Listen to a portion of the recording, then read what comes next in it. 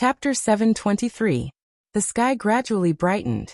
When Horsewoman opened her eyes with some tiredness, it was already morning in Prince Yong's mansion. The hazy morning light was reflected in the flowers and plants of the mansion. Horsewoman stood at the door, quietly feeling the tranquility and beauty, and did not move for a long time. The servants in the mansion had begun to get up and busy. Some began to prepare breakfast, some began to trim flowers and plants, and some were cleaning the lawn. Horsewoman stood for a long time, subconsciously looking next door. The room next door was quiet. The antique door was closed, and there was light inside. If you listened carefully, Horsewoman could feel the soft, soothing, and almost elegant quiet breathing inside. That was Qin Weibai's room. When Qin Weibai did not get up, Horsewoman suddenly did not know what to do. As the supermaster of Samsara Palace, after the end of the chaos in Eastern Europe, Flaming Fire, the strongest of the 12 supermasters, formally drew a clear line with Qin Weibai and transferred Horsewoman here to take over Flaming Fire's position. However, until now, Horsewoman was not very used to this identity. She was often at a loss and did not know what to do. When she did not know what to do, she would think about what Flaming Fire should do in her position. This was Horsewoman's own secret. Flaming Fire in Zhongzhou State, she was usually sleeping at this time. In foreign countries such as Eastern Europe or other countries, if the air quality was good, Flaming Fire would get up in the middle of the night to collect some fresh morning dew for Qin Weibai, filter it into the most natural pure water, and make tea, soup, and coffee. Qin Weibai always had high requirements for the quality of water. When she finished making breakfast, it was almost the time when Qin Weibai got up. Yozhou's industrial pollution was very serious, so morning dew could not be collected. In fact, Qin Weibai's daily water in Zhongzhou State was airlifted from other countries. As for breakfast, someone was busy now. Horsewoman sat down at the door and stared at the garden in front of her. Suddenly, she did not want to do anything and just stared blankly. The proceedings, contents, and results of yesterday's parliamentary meeting were immediately transmitted through a special channel to the military counselor, and then to the Prince of Yong's residence. Even the matter of the Qi family being exterminated by Li Tianlan was transmitted to the Prince of Yong's residence. After receiving the news, Qin Weibai reacted strangely, because she did not respond at all. Such a big thing did not affect her mood at all. Now listening to the quiet and elegant breathing next door, Horsewoman suddenly understood that Qin Weibai really did not take this matter to heart. The knight sighed softly. He suddenly missed the blissful days when he was carrying out missions all over the world. Without missions, he could wander aimlessly. The sound of hurried footsteps could be heard. A butler in his 50s jogged to Horsewoman's side and handed her a medal. He said softly, "Sir, there's someone waiting outside. She wants to visit Chairman Qin." The exquisite medal was silvery white and sparkled in the rising sun. The knight's eyes suddenly narrowed. He took a deep look at the medal in his hand and asked, "Is she still waiting?" It was her. The knight was certain of the young man's identity just by looking at him. "Yes." The butler's voice became more respectful. "She's been here for about 2 hours. She's been standing outside the door the whole time. She only asked to bring this medal in, and said that she wanted to visit you." 2 hours. Horsewoman muttered to herself. She calculated the time since the destruction of the Qi family, and raised her eyebrows slightly. She touched the medal in her hand and stood up. She came to the door of Qin Weibai's room and knocked on the door. With a strong penetrating voice, she deliberately slowed down and sounded very soft. "Boss." The soft breathing inside the door paused for a moment, and then there was a hum sound. She was extremely lazy and delicate. "What's the matter?" Horsewoman hesitated. Qin Weibai's voice continued, "Come in and talk." The butler lowered her head and did not dare to look into the room. Horsewoman pushed the door open and walked in. Qin Weibai, wearing a moon-white silk nightgown, sat on the bed and was lazily tidying her hair. Horsewoman handed over the medal in her hand and whispered, "She's outside the door. She wants to see you." Qin Weibai looked at the medal and was silent for a moment. Then she whispered, "She's slow. It's said that she has been standing outside the door for 2 hours." Horsewoman whispered, 2 hours. For the person outside the door, this was undoubtedly a great sincerity. Qin Weibai shook her head. That's too slow. Horsewoman said no more, quietly waiting for Qin Weibai's decision. Qin Weibai touched the medal in her hand and handed it to Horsewoman. She whispered, "Invite her in. I'll wait for her here." Horsewoman nodded and turned to go out with the medal. She walked to the door with the butler. The defense of Prince Yong's mansion had been strengthened after the raid on the hospital. Many elites in plain clothes had moved from the dark to the light. The two motionless guards at the door were retired veterans of Zhongzhou's eastern deity, Swords Brigade. They were in the ice-condensing realm. Under the guard of these elites, the entire Prince Yong's mansion appeared more and more awe-inspiring. A figure, almost shrouded in clouds and mist, stood quietly in front of the Prince Yong's mansion. Her attire seemed very ordinary, but it was also extremely gorgeous. The rising sun shone on her body. She stood there quietly, motionless, but no one could see her appearance clearly. Calm, dignified, generous, and patient. Like a shadow, she quietly stood there, restraining all of her elegance and beauty. However, she still possessed a charm that could not be ignored. Horsewoman hurriedly walked out of the door. Seeing the figure standing outside, she quickly walked a few steps forward and returned the medal in her hand. Bowing slightly, she softly said, "Madam, please follow me." The figure in the clouds and mist smiled lightly. She did not accept the medal, only saying softly, "Consider it a small gift for Chief Qin.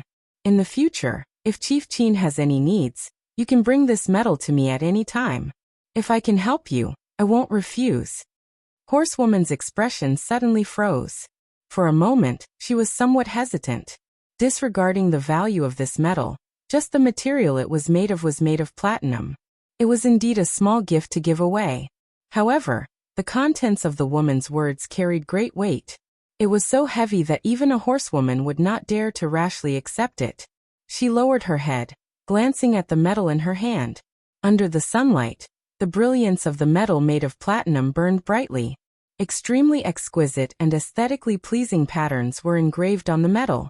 They were clearly layered, ancient, exquisite, vast, and clear. The countless patterns on the medal outlined the sea and the vault of heaven. The vault of heaven and the sea. This was the badge of the Wang family of Beihai.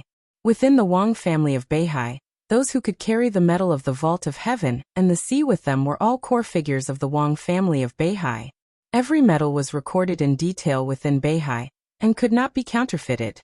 Different people had the same medal, but at the bottom of the medal, there was a small character engraved to distinguish the identity of the medal holder. At the bottom of this medal, there was only a simple small character engraved. Solstice. The hostess of the Wang family of Beihai, summer solstice. No one expected that when the internal situation of Zhongzhou state became more and more delicate, summer solstice, who was supposed to preside over the overall situation in Mount Dibing, would enter Yuzhou in an extremely low-key manner and visit Qin Weibai. Moreover, she waited for 2 hours. The most important thing was that summer solstice gave this medal to Qin Weibai. It was such an obvious kindness. Why? As soon as they met, she gave such a meaningful small gift. What did she want from Qin Weibai? Horsewoman's thoughts kept flashing in her mind. She did not accept the medal, nor did she refuse. She just said calmly, "Madam, please." Summer solstice, who seemed to be shrouded in clouds and mist, smiled softly and walked into the mansion. Qin Weibai had changed into a loose set of home clothes. She had washed up simply and her hair was tied up casually.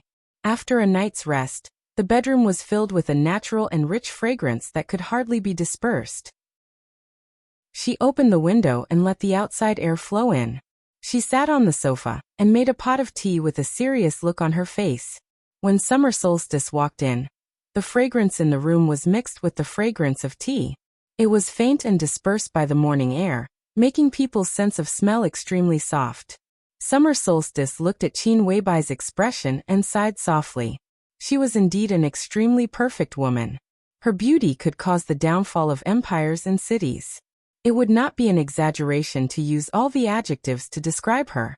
Any man, even if it was a future heaven's chosen one, would be extremely lucky to have her.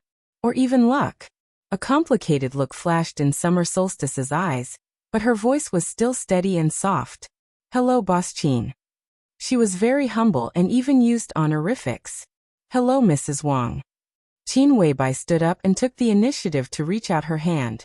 Summer Solstice didn't feel anything, but Qin Weibai's arm stiffened. Summer Solstice shook hands with her, and the two sat face to face on the sofa. The knight retreated without batting an eyelid. "I haven't seen you for a while, Boss Qin. You are still elegant." Summer Solstice chuckled softly. The first time they met was when the maneuver of the two academies had just begun. At that time, Qin Weibai directly went to Mount Dibbing with an extremely tough attitude. Naturally, the conversation was not friendly. "Madam, you look a little haggard," Qin Weibai said softly and poured a cup of tea for Summer Solstice. Summer Solstice took it and said thank you. "When did you come?" Qin Weibai asked. "I came here as soon as I heard that the Qi family was destroyed." Summer Solstice held the teacup and looked at Qin Weibai. Her tone was very calm. "I should have come earlier, but I couldn't find a chance. This time it's an opportunity. Tianlan destroyed the Qi family and committed a big taboo. But the action of Zhongzhou state is also challenging the bottom line of Tianlan and Beihai. In this matter, our position should be the same. With the basis of cooperation, our meeting will not seem abrupt, right?" "Cooperation?" Qin Weibai raised her eyebrows slightly. "Cooperation." Summer Solstice's voice was calm. Qin Weibai was silent for a while and then said lightly, "First, I don't think it's cooperation this time. Tiannan and Beihai have the same position. It's just that each has a bottom line that needs to be guarded. This is at best a tacit understanding. I don't see any possibility of cooperation except for this matter. Second, even if you want to cooperate, you should go to Tianlan, not me. But I don't think he will agree to this kind of cooperation. You help him this time, and he will also help you guard something. But this is just a tacit understanding. We help each other only to help ourselves. The conditions for cooperation are not established." She looked at Summer Solstice with soft eyes. After the chaos in Eastern Europe, the perfect woman, who was more and more restrained and willing to stand behind the scenes, said softly, "Madam, you've found the wrong person." "No." Summer Solstice shook her head with a smile. "It's the right and best candidate to find you. As you said, in this matter, there is only a tacit understanding between Beihai and Li Tianlan, not the basis of cooperation. We don't expect Li Tianlan to help us with anything. In fact, he will develop Beihai next, and won't have the spare power to participate in the game of Zhongzhou state. This time, I'm not here to cooperate with Li Tianlan, but you, Boss Qin. Or this can be regarded as a deal. You want me to betray Tianlan." Qin Weibai's voice was a little cold. "It's not so serious. We each take what we need. What Boss Qin has been doing is helping Li Tianlan, hasn't it?" Summer Solstice said calmly. "Beihai is so big. There must be something you need. I'm here this time to get an answer from you. Boss Qin, you can also put forward your own conditions. As long as both of us think it's appropriate, the deal is made." She looked at Qin Weibai and smiled. "Li Tianlan and Beihai have reached an agreement. Next, we will give Li Tianlan a lot of things. But there are always some things that are of great help to Li Tianlan, but he doesn't know them. Similarly, you can't tell him for the time being. I can give them to you. How would I know what Tianlan doesn't know?" Qin Weibai said calmly. "The night Li Tianlan stepped on Mount Dibbing, I saw the real 13-story building. No, in other words, I saw the real Xianyuan sword." Summer Solstice looked into Qin Weibai's eyes. "With the intelligence system of the Samsara Palace, is there anything you don't know now?" Qin Weibai was silent and did not speak for a long time. Summer Solstice was very patient and waited quietly, waiting for Qin Weibai to make a price. With the current situation of the Wang family of Beihai, she came here today. Qin Weibai must know what the answer she wanted was. Now it depended on whether Qin Weibai's price was acceptable to her. Qin Weibai lowered her head. At this moment, no one could see the fear and hesitation in her eyes. "I do have what I want." She took a sip of tea and said softly, "But the answer I give you may not be what you want. Are you sure you want to make a deal with me?" "What do you mean?" Summer Solstice frowned slightly. "Since you've seen the Xianyuan sword, you should know that Mormon's sword shouldn't have existed for me. Don't you understand?" Qin Weibai glanced at Summer Solstice. Summer Solstice's face changed slightly. Qin Weibai said no more and quietly enjoyed the tea. In this case, Boss Qin, do you have nothing to teach me? After a long time, Summer Solstice asked with a dignified face. Yes. Qin Weibai's voice was concise and powerful. Summer Solstice took a deep breath and asked faintly, "What do you want?" "The body of the god of war." The hesitation in Qin Weibai's eyes disappeared completely, and she gave her answer in an unquestionable tone. The body of the god of war. Even in the Wang family of Beihai, this was the core secret. Summer Solstice was not surprised. She just looked at Qin Weibai and whispered, "You really know?" Qin Weibai put down the teacup. "Will you give it to me or not?" Summer Solstice hesitated, which was rare. Qin Weibai did not urge her. She just reminded her, "The Wang family of Beihai is in danger now. It's time to put down some ambitions and make some concessions after standing at the peak for hundreds of years." In fact, if the Li family had not appeared in Zhongzhou state, the Wang family of Beihai would not have been so glorious. You need to pay back what you owe the Li family. It's not good for you to be too stubborn. What if I don't give it to you? What's the worst result? Summer Solstice suddenly asked. She shook her head and looked straight at Qin Weibai. "I don't want to listen to the analysis. I want to hear the result." "I don't know the result. But at present, even if I know part of the result, it's definitely not what you want to hear," Qin Weibai said. Summer Solstice's face turned pale for a moment. She could see that Qin Weibai was telling the truth. The so-called result was not what Summer Solstice wanted to hear, nor was it what Qin Weibai wanted to see. How could this be? Summer Solstice muttered to herself. "This is your own choice," Qin Weibai said faintly. "Will you give me the body of the god of war?" Obviously, if she couldn't get what she wanted, this conversation would end here. "I can give you half at most." Summer Solstice gritted her teeth and said. 1. Qin Weibai's tone was unquestionable. "Half of the body of the god of war is enough. Since you know about the body of the god of war, you should know that the Wang family of Beihai currently only has one. And it's not a complete product. The Wang family of Beihai is doing the final research on it. Once it succeeds, even if Li Tianlan breaks through and becomes a heavenly son in the future, with this thing in hand, he can survive in most cases. What else do you want?" Summer Solstice's voice was a little weak. "I really need one," Qin Weibai said seriously. "Half at most. More than this share is also unbearable for me. I'd rather terminate this transaction," Summer Solstice said with some tiredness and determination. "Are you going to give your half to Wang Tianzong?" Qin Weibai suddenly said. Summer Solstice's face changed, and she did not speak. The thing that could save Li Tianlan's life after he became a heavenly son could naturally save the life of the current heavenly son. The only body of the god of war in the Wang family of Beihai was equivalent to 2 extra lives for the heavenly son. Wang Tianzong could use half of it this time. Once he recovered, even if Li Tianlan was at the same level as him in the future, with the other half of the body of the god of war, the Wang family of Beihai had enough confidence to suppress Li Tianlan. But now Wang Tianzong used half of it, and had to give the other half to Li Tianlan. Li Tianlan was not injured. Once he broke through and became a heavenly son in the future, with half of the body of the god of war in hand, Emperor Dong's palace would have the confidence to face the Wang family of Beihai. Summer Solstice's agreeing to this transaction meant that she had made a major concession on the future of Emperor Dong's palace, which was not what she wanted to see. But she had no choice. Zhongzhou State's intention to target the Wang family of Beihai had become more and more obvious. Li Tianlan had destroyed the Qi family for the first time. Summer Solstice was not optimistic about what would happen next. Asking Qin Weibai was the most helpless way. Qin Weibai might not be able to help them win the game, but at least she knew what they should not do. This was undoubtedly the most important thing. "Okay." Qin Weibai thought for a long time and nodded slowly. "When can it be sent here?" "This afternoon at the latest," Summer Solstice said slowly. "Then stay here for lunch, madam. Have a taste of my cooking," Qin Weibai said with a smile. Summer Solstice narrowed her eyes and said nothing.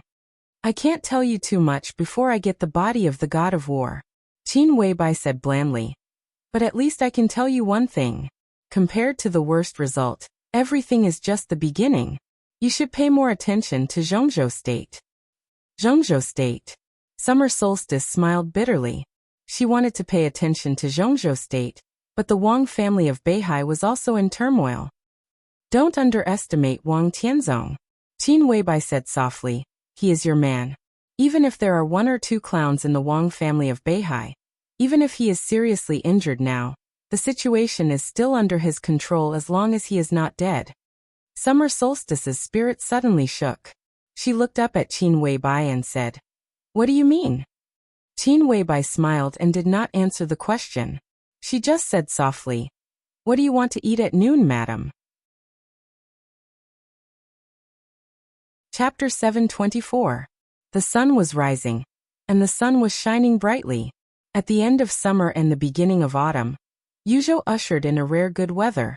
Bathed in the golden sun, when Hua Qingfeng knocked on the door of the Bai family's villa with a cautious face, what he felt was not the surging killing intent and oppressive atmosphere in the villa, but calmness.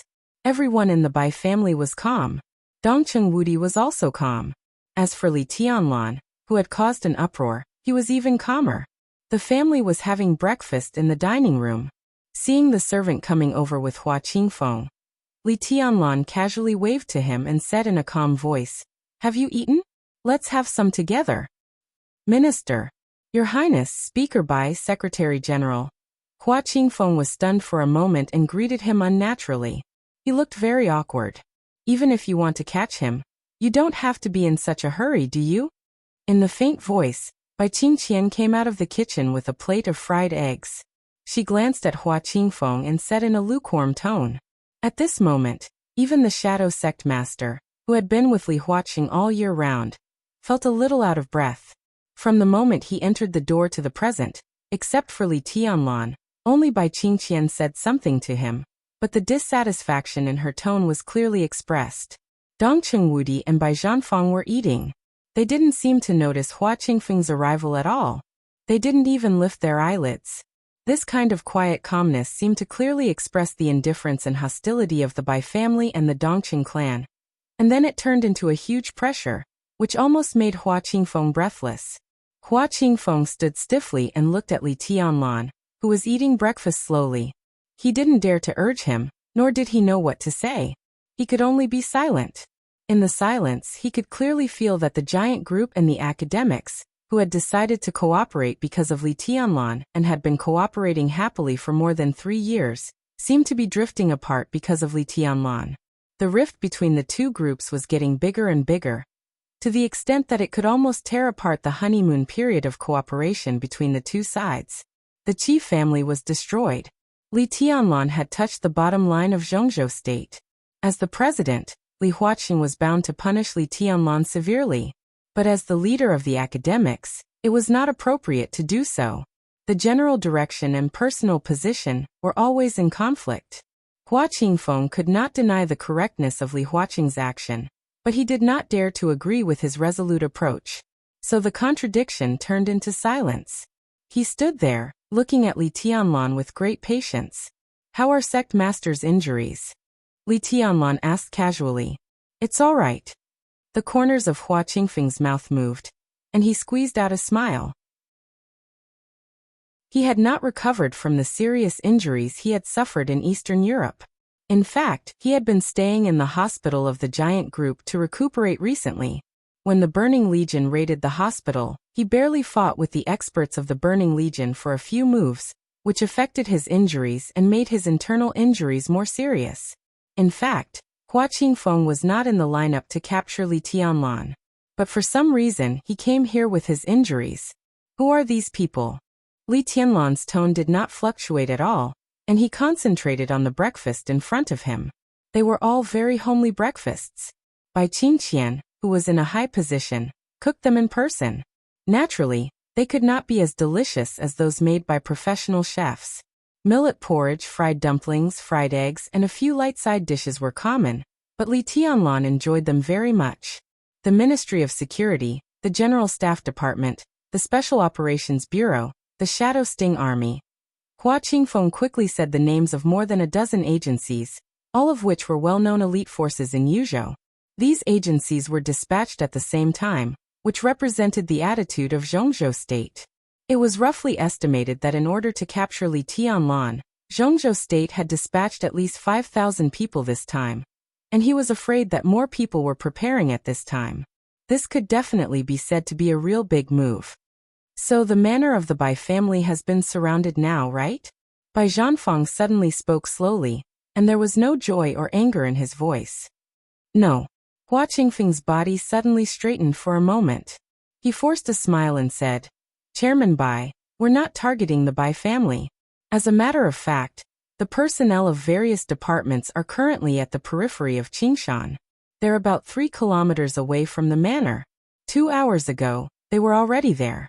Under the order of the parliament, no one has approached the manor of the Bai family. You know what this means? Bai Zhanfang twitched the corner of his mouth, but he did not speak. Hua Qingfeng's forehead was already oozing sweat. After the hospital of the giant group was raided, the giant group had made arrangements as soon as possible. All the wounded were arranged in another sanatorium, and it was still centralized treatment. But this time, in order to ensure that the sanatorium was safe, Wei Kunlun, the new invincible realm expert of Zhongzhou State, personally stayed in the hospital. And Hua Qingfeng was also treated in that sanatorium, but more than an hour ago, he was jointly invited by the Ministry of Security and the General Staff Department to capture Li Tianlan. To capture Li Tianlan in the manor of the Bai family. These were completely different things. Only to capture Li Tianlan, not many people dared to do it, or were willing to do it. At this time, they also had to offend the Bai family, so no one was willing to do it. The extermination of the Qi family was indeed shocking, and it touched the bottom line of Zhongzhou State. But after seeing the performance of Fan Tianyin, the minister of the Ministry of Security, the anger in the hearts of others dissipated unconsciously. Fan Tianyin was calm from beginning to end. He accepted the order of Zhongzhou State, and came to the Bai family's manor with the elites of the Ministry of Security. Then there was no then. Qi Mulin was the deputy minister of the Ministry of Security. He was killed, which was a slap in the face of the Ministry of Security. But Fan Tianyin was not angry at all, and it was clear that he was not willing to rush over to capture Qi Mulin. Since he was like this, the others were even more cautious. No one was willing to offend the Bai family, and no one dared to offend Li Tianlan. The miserable end of the Qi family was still vivid in their minds. Li Tianlan was completely a madman. He dared to kill Qi Mulin. If he was really annoyed, why didn't he dare to kill others? Qi Mulin had been killed. If he killed 1 or 2 more people with the same position as Qi Mulin, how serious could the crime be? Therefore, the elites of all agencies were gathered near Green Mountain, but they were unwilling to step into the Bai family's manor. The leaders gathered together to discuss and finally decided to invite Hua Qingfeng over. Hua Qingfeng was the chief of staff of the Snowdance Corps. He had fought side by side with Li Tianlan in Eastern Europe. With this friendship, there was at least a leeway to ease the situation. Hua Qingfeng was undoubtedly very annoyed, but he also knew that such a stalemate was not a solution. Moreover, the so-called capture at least left some leeway. After hesitating for a while, he finally walked into the Bai family's manor. What does the parliament mean? Li Tianlan stood up from the table, wiped the corners of his mouth with a napkin, and said with a smile, "Where do they want to take me? Or do they want to kill me directly?" "No," Hua Qingfeng said with a wry smile. "The parliament means that if your highness doesn't resist, we should invite you to the conference room in the Hidden Dragon Sea." If he resisted, of course, there was nothing to say. They could just kill him directly. This kind of arrest with a lot of leeway also told all agencies involved in the arrest a message. Now, although this matter was very big and Zhongzhou State's response seemed tough, in fact, Zhongzhou State still hadn't made up its mind. If Li Tianlan didn't resist, they would directly invite him to the Hidden Dragon Sea. This attitude was enough to explain the problem. At least, it proved that Li Tianlan had the possibility to get away from this matter. The major agencies that grasped this point were even more unwilling to offend Li Tianlan. Li Tianlan narrowed his eyes and nodded, saying, In that case, let's go. He reached out his hands to Hua Qingfeng and said with a faint smile, "Do you want to cuff me?" Hua Qingfeng smiled bitterly and said awkwardly, "Your Highness, you must be joking." He turned slightly and said respectfully, "Your Highness, please." Li Tianlan turned around and his eyes fell on Bai Qingqian. Bai Qingqian was also looking at him. Her eyes were soft and full of complexity. Li Tianlan subconsciously avoided her eyes and said dryly, "Auntie, I'll go." Bai Qingqian was silent for a while and nodded. "Let's go too." Bai Zhanfeng put down the bowl and chopsticks and glanced at Dongqing Wudi. One of them was a director of Zhongzhou State, and the other was a member of Zhongzhou State. Naturally, they also had to attend. And the next meeting. Dongqing Wudi nodded and said calmly, "Okay." Li Tianlan said no more, and went straight out with Hua Qingfeng. A black Audi was parked outside the villa. When Li Tianlan came out, the driver had trotted to open the door for Li Tianlan. Li Tianlan sat in the car, leaned against the back of the chair, and closed his eyes to rest. The car slowly left the manor and Qingshan. Farther away, the elites of the major agencies began to retreat silently while breathing a sigh of relief. At 7:15 a.m., the black Audi slowly stopped in front of the conference room in the Hidden Dragon Sea. Li Tianlan got out of the car and looked at the flag of Zhongzhou State standing in front of the conference room. His expression became more and more indifferent. "Your Highness." Hua Qingfeng followed Li Tianlan, wanting to say something but stopping on second thought. "What's wrong?" Li Tianlan asked. "Nothing." Hua Qingfeng forced a smile and braced himself to say, "I'll go in with your Highness." Li Tianlan didn't aggressively ask Hua Qingfeng what he meant by accompanying him into the conference room. He just said and strode into the conference room.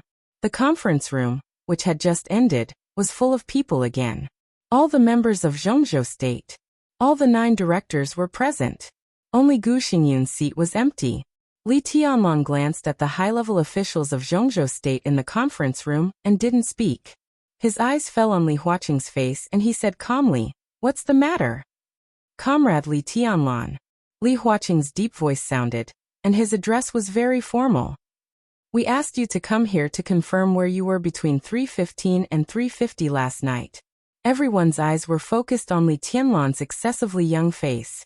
Li Tianlan laughed, bland, casual, and careless. "I was on Rosewood Street." He slowly walked forward and entered the conference room. The high-level officials in the conference room seemed to be shocked. No one expected Li Tianlan's answer to be so straightforward. "What were you doing on Rosewood Street?" Li Huaqing looked at him expressionless. "I wandered around and killed some people by the way." Li Tianlan approached the conference table. "Stop." A member of parliament stood up nervously, looked at Li Tianlan, who was getting closer and closer, and said in a deep voice. Li Tianlan glanced at him, and his footsteps didn't stop at all. "I killed some people." Li Huaqing narrowed his eyes. "So, you killed 19 members of Comrade Qi Mulin's family?" Li Tianlan walked into the conference table, pulled a chair, and sat down. He looked at Li Huaqing and said blandly, "I killed them. What do you want?" No one spoke. The conference room suddenly quieted down. Chen Fengqing's face twitched and he didn't speak. But the eyes of the 2 directors and several members of the Southeast group suddenly became a little gloomy. Not because of Li Tianlan's answer, but because of his position at this time.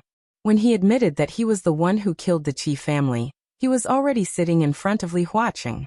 This position could not be regarded as the end of the rectangular conference table. He and Li Huaqing were facing each other, and it was hard to say which was the main seat. Everyone looked at Li Tianlan sitting there, and their eyes were a little complicated. That was because this position was already taken. For many years, there were only 2 people sitting at both ends of this conference table. At one end was the president. At the other end was Sword Emperor. And now, the president was still sitting at one end of the conference table. At the other end was Dong Huang, who was so young that people couldn't believe it. Li Tianlan sat there quietly looking calm, watching the whole conference room. In the silence, his voice slowly sounded, extremely domineering and arrogant. "Tell me," he said blandly, "what do you want?" Chapter 725. Young and Vigorous. At this moment, Li Tianlan, who was sitting in the conference room and watching the council members, interpreted the word to the extreme. The meeting of the Parliament of Zhongzhou State had always been solemn, and even sacred. In the past many years, even Sword Emperor Wang Tianzong, who occasionally showed his brilliance, was reasonable and steady. Li Tianlan did not intend to be reasonable, nor did he intend to save anyone's face. The purpose of this meeting was very simple. It was to discuss the extermination of the Qi family. Li Tianlan directly admitted that he killed them, and then looked at the high-level officials of Zhongzhou State openly, asking them what they wanted. At this moment, almost everyone was angry. Li Tianlan's indifference and contempt were almost completely shown on his face. That kind of carelessness completely challenged the bottom line of the Parliament of Zhongzhou State again. It seemed that no one had ever dared to be so presumptuous on such an occasion since the founding of Zhongzhou State. Li Huaqing narrowed his eyes, and his deep eyes suddenly became extremely piercingly cold. Why? He looked at Li Tianlan and said in a low voice, one word at a time. The kind of long-term high position, and the power of the whole Zhongzhou State became an unimaginable momentum that shrouded Li Tianlan with unimaginable heaviness. Everyone in the conference room could feel the anger behind Li Huaqing's calmness. His voice was very light, but it echoed in the conference room like rumbling thunder. Qi Mulin is the mayor of Xianyuan City appointed by the parliament. Before that, he was the deputy minister of the Ministry of Security. Li Tianlan, you are also a member of Zhongzhou State. A few hours ago, you were even the marshal of Zhongzhou State. You personally slaughtered nearly 20 people of Qi Mulin's family. Why did you do that? Why did you do that? Did you care about the decision of the parliament? Did you care about the laws of Zhongzhou State? In your eyes, what are Zhongzhou State and the parliament? Li Huaqing's voice was getting louder and louder, and his tone was getting more and more agitated. Li Tianlan's domineering had completely angered the president, who had been very gentle since he took office. At this moment, he even really wanted to kill Li Tianlan. The majestic anger was getting clearer and clearer in the conference room. At this moment, everyone was silent, and only Li Huaqing's voice kept ringing. Li Tianlan was silent for a long time, and then said lightly, Mr. President, you misunderstood me. What do you mean? Li Huaqing was aggressive. As the president of Zhongzhou State, in addition to paying attention to the development of Zhongzhou State, he also had to maintain the dignity and order of Zhongzhou State. Compared with the former, the latter could even be said to be his most important job. Li Tianlan killing Qi Mulin sounded one thing, but the former marshal of Zhongzhou State killing the new mayor of Xianyuan City was another. This was a challenge to the order of the entire Zhongzhou State, the most dangerous beginning. To exaggerate it, it was even the beginning of subverting the whole system. Li Huaqing could not tolerate such a thing, even if he thought highly of Li Tianlan, because he was the president of Zhongzhou State. If something bad happened to Zhongzhou State in the future because of what happened to Li Tianlan, then everything would be his responsibility. Therefore, even if it was his own son who had done such a thing, Li Huaqing must take him down today, not to mention a young man he thought highly of. I'm a member of Zhongzhou State, Li Tianlan said calmly. Even not long ago, I could barely be regarded as a member of the core power of Zhongzhou State. This is my country. I have awe for Zhongzhou State, and I also have respect for the parliament. I will abide by the order of Zhongzhou State, and I am willing to uphold the decision of the parliament. Killing Qi Mulin has nothing to do with the parliament or Zhongzhou State. Tell me your reason. Li Huaqing clenched his fists, gritted his teeth and said, I don't like him. Li Tianlan said softly, without any anger in his voice, so I killed him. In fact, I am willing to respect any decision of the parliament. Zhongzhou State is a vast land with abundant resources, and some talents can always be found. Xianyuan City has just started, and the system in its jurisdiction is being rebuilt, so it is not difficult to manage. Zhongzhou State can appoint a new mayor for Xianyuan City, and I support the decision of Zhongzhou State 100%. Everyone was dumbfounded. Li Huaqing was stunned for a moment. Li Tianlan killed Qi Mulin not because of the decision of the parliament, but because he didn't like him? You fucking killed him because you didn't like him? You even killed his whole family. Are you kidding me? Li Huaqing's mouth twitched violently for a long time, and he couldn't even speak for a while. Li Tianlan had asked the parliament to reconsider the new mayor of Xianyuan City for the second time. His voice was very sincere. But this time no one spoke at all. Elect a new mayor? Are you kidding me? Even an idiot wouldn't believe that Li Tianlan didn't like Qi Mulin. And even if he believed it, there must be a reason to dislike a person. The reason why Li Tianlan disliked Qi Mulin was that he was the mayor of Xianyuan City. What kind of person was Qi Mulin? He was the most dazzling rookie in Zhongzhou State in recent years, the adopted son of the former director Qi Baizong, and the future leader of the Special Warfare Group. If such a person could be killed because he didn't like him, would they send someone else to Xianyuan City to take up the post? Would they really take up the post? That was completely courting death. Maybe the next day, Li Tianlan would dislike the new mayor and kill him again. Li Tianlan could do this kind of thing. He could really do it. Qi Mulin's lesson was deep enough.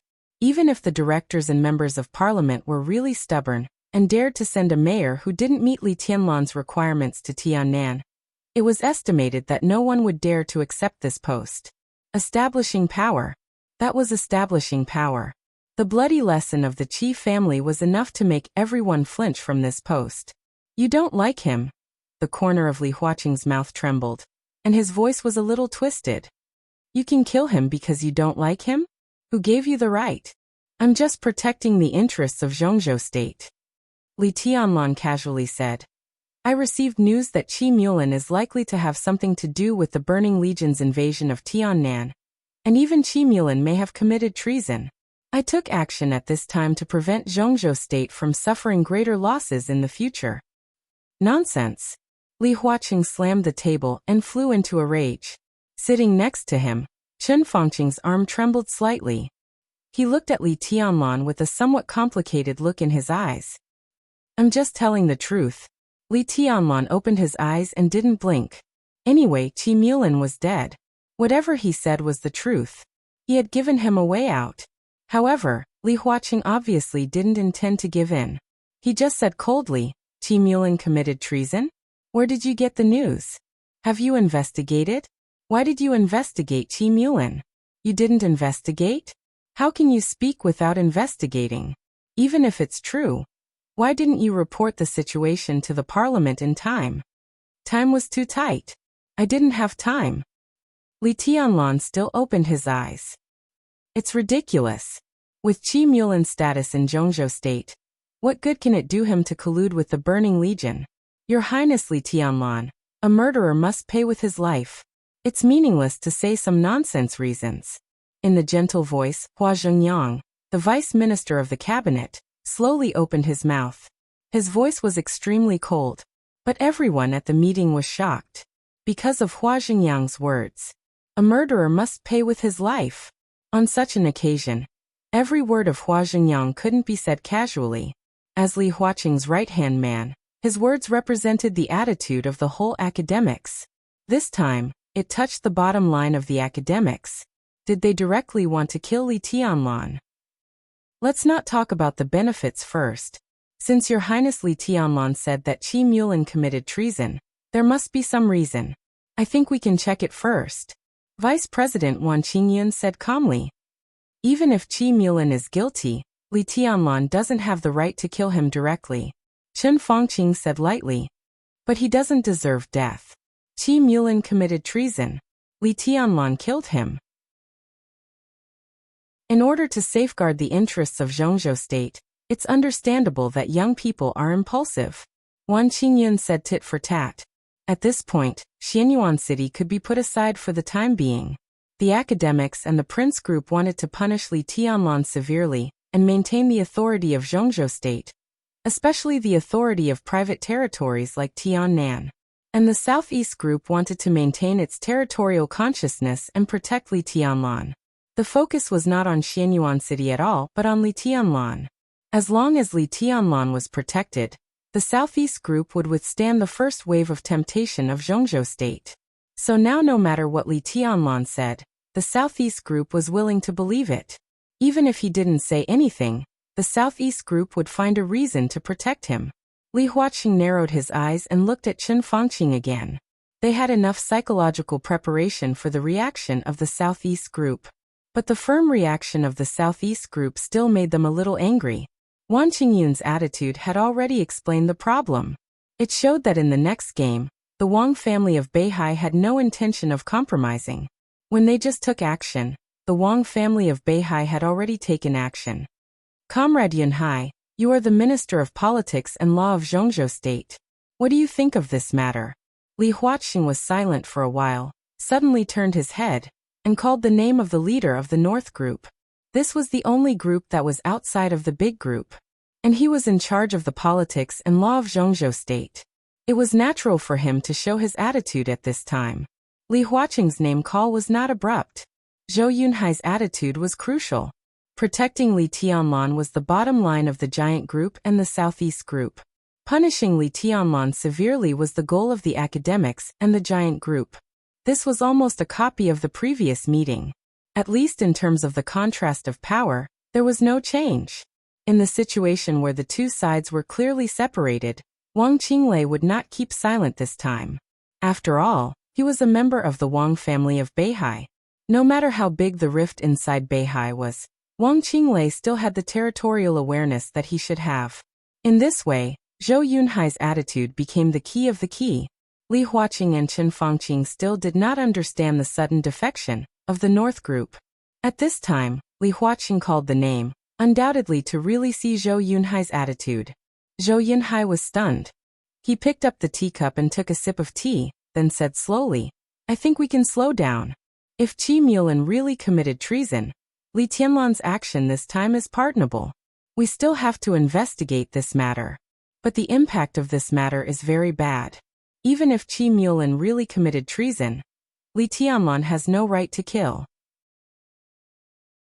I think it is not suitable for your highness to go to Tiannan for the time being. How about taking a rest for a while? There was a moment of silence in the conference room, and countless eyes exchanged quickly for a moment. This time, Zhou Yunhai did not change sides. But he did not take sides either. On such a sensitive issue, the North Group chose to be neutral without hesitation. By not supporting Li Tianlan, they did not offend the Giant Group and the Southeast Group. And letting Li Tianlan temporarily rest for a while was undoubtedly supporting the academics and the Prince Group. Even though it was far from the support they needed, Li Tianlan sat there expressionlessly, waiting for the result of his trial by the parliament. As time went by, the meeting showed no sign of ending. Time went from morning to noon. It was close to evening again. The heated debate almost lasted for nearly 12 hours. When the night was about to fall, under the watch of countless people in Zhongzhou State, the parliament finally made a response to this incident. Qi Mulan was suspected of treason. The parliament ordered the Ministry of Security, the General Staff, the Ministry of Politics and Law, and the Ministry of Supervision to set up a joint task force to carry out a detailed investigation. The Ministry of Personnel of Zhongzhou State officially issued a document appointing Ning Qiancheng as the mayor of Xianyuan City. The punishment of Li Tianlan was suspended. From now on, Li Tianlan, the Palace Lord of Eastern Palace, would be temporarily sent to the desert prison for an undetermined period of time. After the investigation result of the task force came out, he would be dealt with separately. The game had begun, and the outcome was still unknown. Chapter 726. The night was hazy. When Li Tianlan walked out of the conference room, he was a prisoner. 1 day ago, he was the Marshal of Zhongzhou State. 1 day later, he had become a prisoner of Zhongzhou State. Nothing was more changeable than this. Throughout the meeting, Li Tianlan behaved very calmly. He frankly admitted that he was the murderer of the Qi family and gave a reason. Then he didn't say a word during the whole meeting. When the result of the meeting came out, he didn't react and calmly accepted the judgment. He would be imprisoned as a prisoner in the most mysterious and terrible desert prison in Zhongzhou State. There was no time limit, and it would be executed immediately. Zhongzhou State Councillor Dongqing Wudi, Deputy Minister of Army Headquarters, Zhongzhou State Councillor Yi Dongsheng, Deputy Minister of Army Headquarters, and Hua Qingfeng, the leader of Zhongzhou State's shadow sect, were jointly responsible for the escort mission. The helicopter had landed on the tarmac at the end of the meeting. The pilot was ready to set off at any time. Li Tianlan stood in front of the conference room and looked at the quaint, calm, and solemn hidden dragon sea in his sight. He was silent for a long time. He was not surprised by the result. Southeast, wealthy families, crown prince and academy. These were the 4 largest supergroups in Zhongzhou State today. When they joined hands, the contrast of power between them was infinitely close, and no one could take advantage of each other.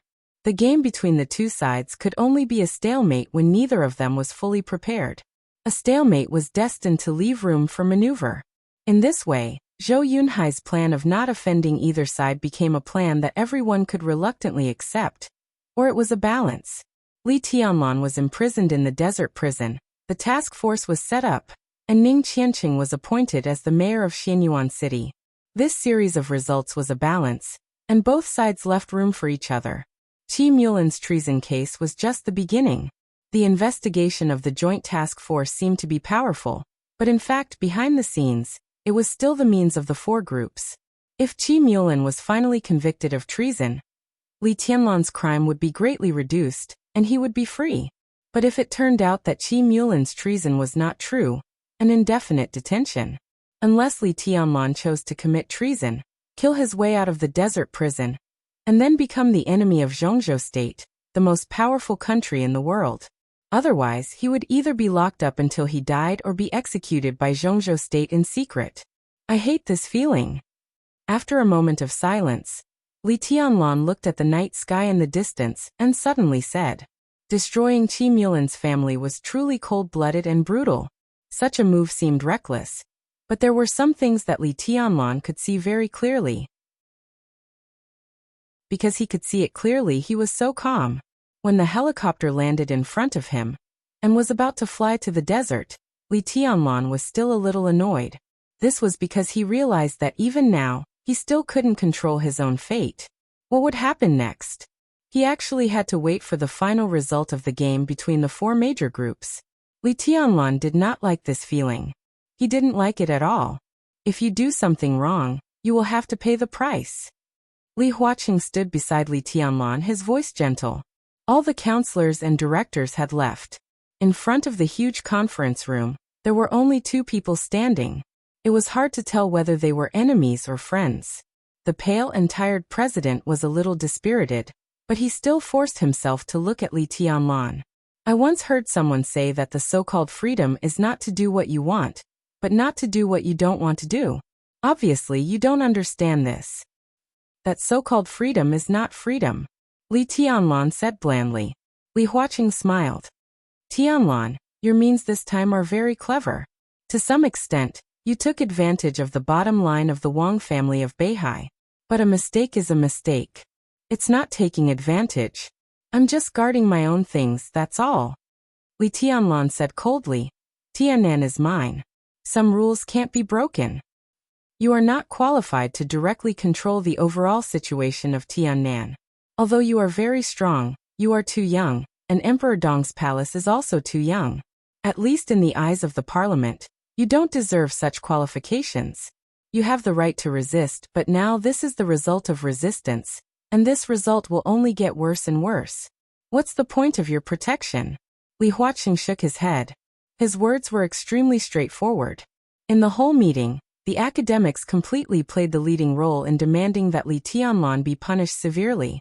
Today, Li Huaqing and Li Tianlan might not be completely hostile, but the conflict of ideas between them completely broke out because of this meeting. Li Tianlan was sent to the desert prison. No matter what the result of the game was, the honeymoon period of cooperation between the giant group and the academics had officially ended. So I'm still not strong enough. Li Tianlan smiled. If I stand here today and reach the height of Wang Tianzong in Eastern Europe, maybe it won't be the result now. Li Huaqing narrowed his eyes slightly and was silent for a while. Then he said lightly, if you can reach the height of Wang Tianzong, you won't choose to do this. Although the Sword Emperor is strong, his strength is not supported by an invincible sword. In fact, for so many years, The compromise between advance and retreat of the Wang family of Beihai is the key to their current situation. Zhongzhou State is not a person's Zhongzhou State.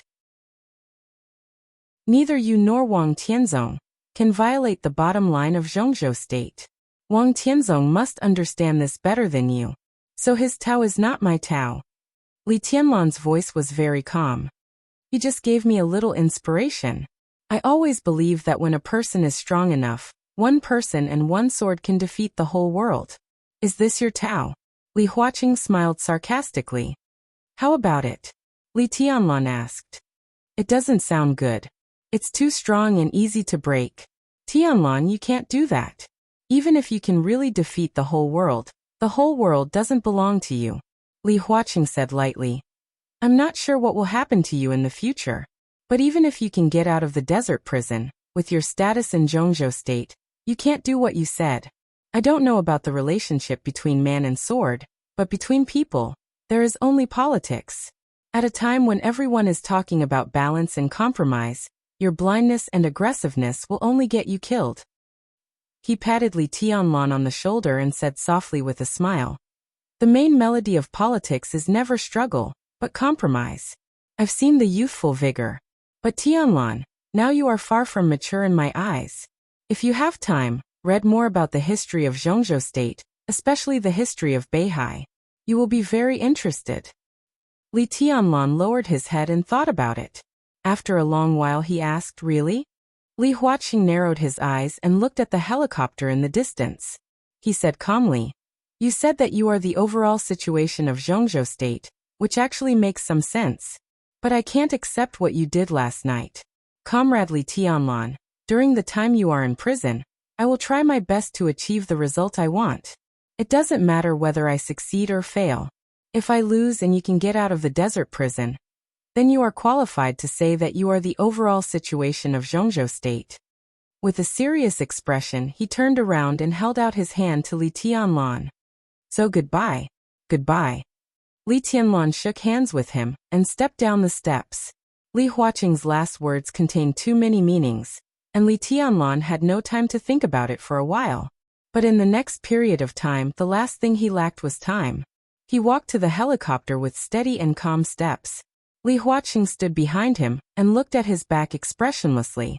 No one knew what he was thinking. When Li Tianlan was about to leave his sight, his figure suddenly stopped. Li Huaqing raised his eyebrows for a moment. In the clear night sky, Li Tianlan's voice rang in his ears. When I leave the prison, I want to see you at the gate of the prison. Li Huaqing did not respond. Li Tianlan did not wait. The roar of the helicopter's rotors sounded in the night. The flashing signal light was gradually rising. Li Tianlan looked down, and his face was full of thoughts. Have a good rest for a while. Dongqing Wudi, who was personally in charge of escorting the felons, said slowly. His face was also a little tired. The president and the prime minister are undoubtedly very dissatisfied with the result tonight. It's not a good result, but it's still far from their expectations. They reluctantly accept it, but we can completely accept it. Zhongzhou State will not be too peaceful in the future. Your Highness has been showing off recently. It's good to restrain yourself for a while. Since Zhongzhou State has approved the appointment of Ning Qiancheng, it will also maintain his authority when necessary. Neither the president nor the prime minister will object to this. They are all people who abide by the rules. Therefore, your Highness's unruly behavior will make them so angry. Your Highness, you don't have to worry about Tiannan. With Xianyuan City, some things in Emperor Dong's palace will be on the right track as soon as possible. When you come out, maybe it will be a different scene. Yi Dongsheng smiled slightly and said calmly. Now the Southeast Group and the Giant Group were on the same side. In order to deal with the offensive of the Prince Group and the academics, the two sides would definitely strengthen cooperation. No one would have thought that the Southeast Group, which had a huge conflict with Li Tianlan, would choose to cooperate with him, while the academics, which had been cooperating with the Giant Group, would gradually drift away from them because of this meeting. There were no eternal enemies and no eternal friends. In the general trend, this sentence was almost the most reliable truth. I have nothing to worry about in Tiannan. Li Tianlan shook his head. The Burning Legion had suffered heavy losses, and the Purgatory of Heaven capital could not deal with it for the time being. With the support of the Freedom Corps and Ning Qianqing as the mayor of Xianyuan City, a relatively stable environment in Tiannan was beneficial to Emperor Dong's palace. It's just that Rushi. Li Tianlan hesitated for a moment. At this moment he thought of not only Dongqing Rushi, but also Wang Yuetong and Qin Weibai. But Li Tianlan had no time to see all of them. You don't have to worry about Rushi. Your Aunt Bai and I will take good care of her, and do our best to make her recover. Dongqing Wudi said slowly. It's good that she can wake up, Li Tianlan muttered to himself. He subconsciously took out his mobile phone and dialed Qin Weibai's number. But after thinking about it, he hung up the phone that had not been connected yet. The screen was still on. He had changed his mobile phone several times, but the wallpaper on the screen was still the picture of him and Qin Weibai snuggling together in the dormitory against the sea outside the window when he first entered the Sky Academy. Li Tianlan looked at the picture, and was lost in thought. He suddenly felt that something was wrong, but he could not tell what was wrong at the moment.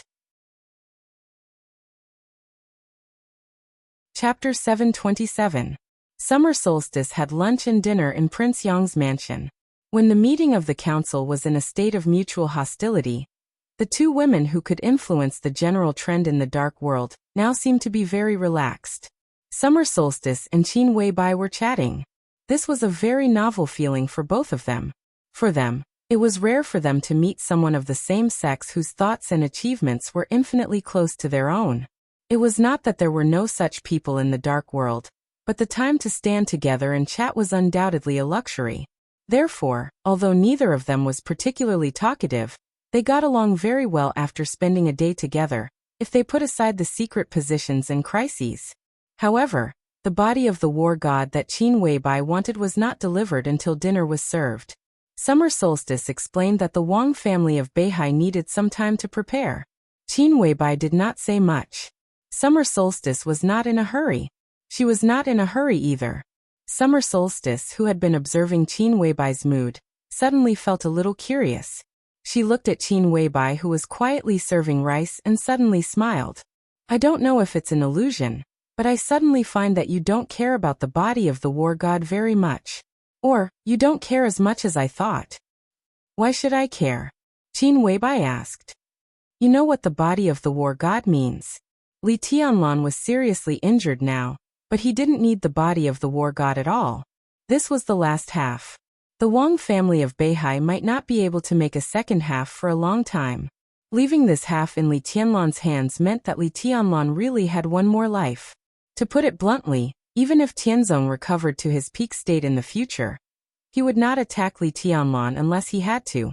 On the contrary, Li Tianlan, who has the body of the war god, is the one we need to guard against. If he breaks through to Tianzong's current level one day, he can even use this trump card to hurt Tianzong and die with him. Then he can recover with the body of the war god. Summer solstice smiled gently, but there was hesitation and unwillingness in her eyes. To some extent, this half of the body of the war god means that Emperor Dong's palace will have the initiative to face the Wang family of Beihai in the future. There is no reason for you to have such an attitude, because it's destined to be mine. Qin Weibai brought the dishes to the table and sat opposite Summer Solstice. She said softly, "Others can't take them away.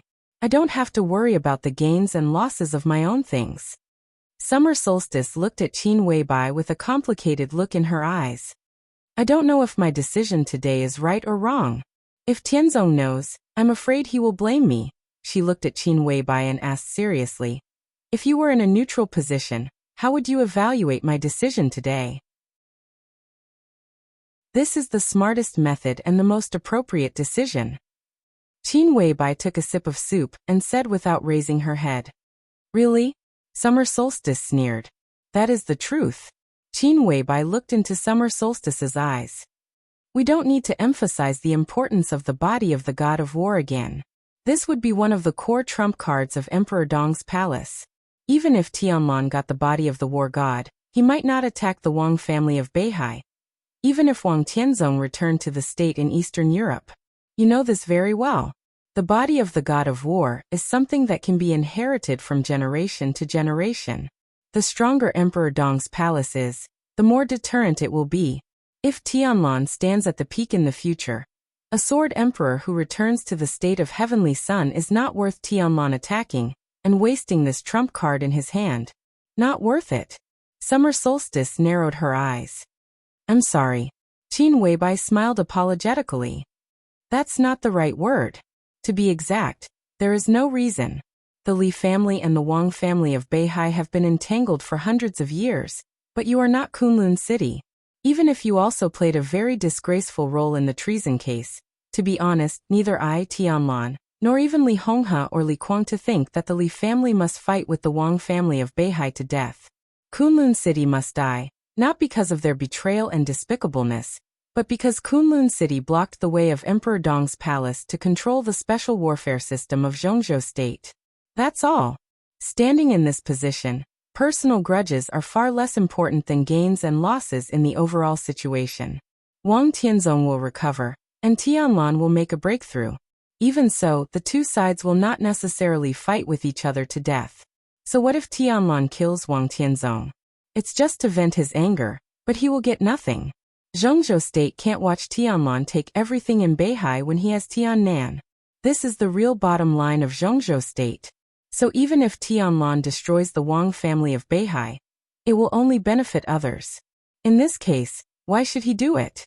And don't forget, Yuetong is the little princess of Beihai. With this relationship, Tianlan can't even vent his anger when he destroys Beihai. He will only be more depressed. I can't get practical benefits, but I'm embarrassed. Tianlan won't do this kind of thing unless I have to. At least in my opinion, it's better for Emperor Dong's palace and the Wang family of Beihai to maintain a relationship of being opponents, but not mortal enemies, than to be entangled with each other until they die. She held the silver tableware with her white hand and knocked on the plate in front of her. She chuckled and said, "This is the reason why I want to cooperate with you. I believe Wang Tianzong will think so." The most fundamental reason why Wang Tianzong always wanted to get rid of Li Tianlan was that he thought Li Tianlan would be a threat to the Wang family of Beihai in the future. In this idea, the most important word was not a threat. It was the future.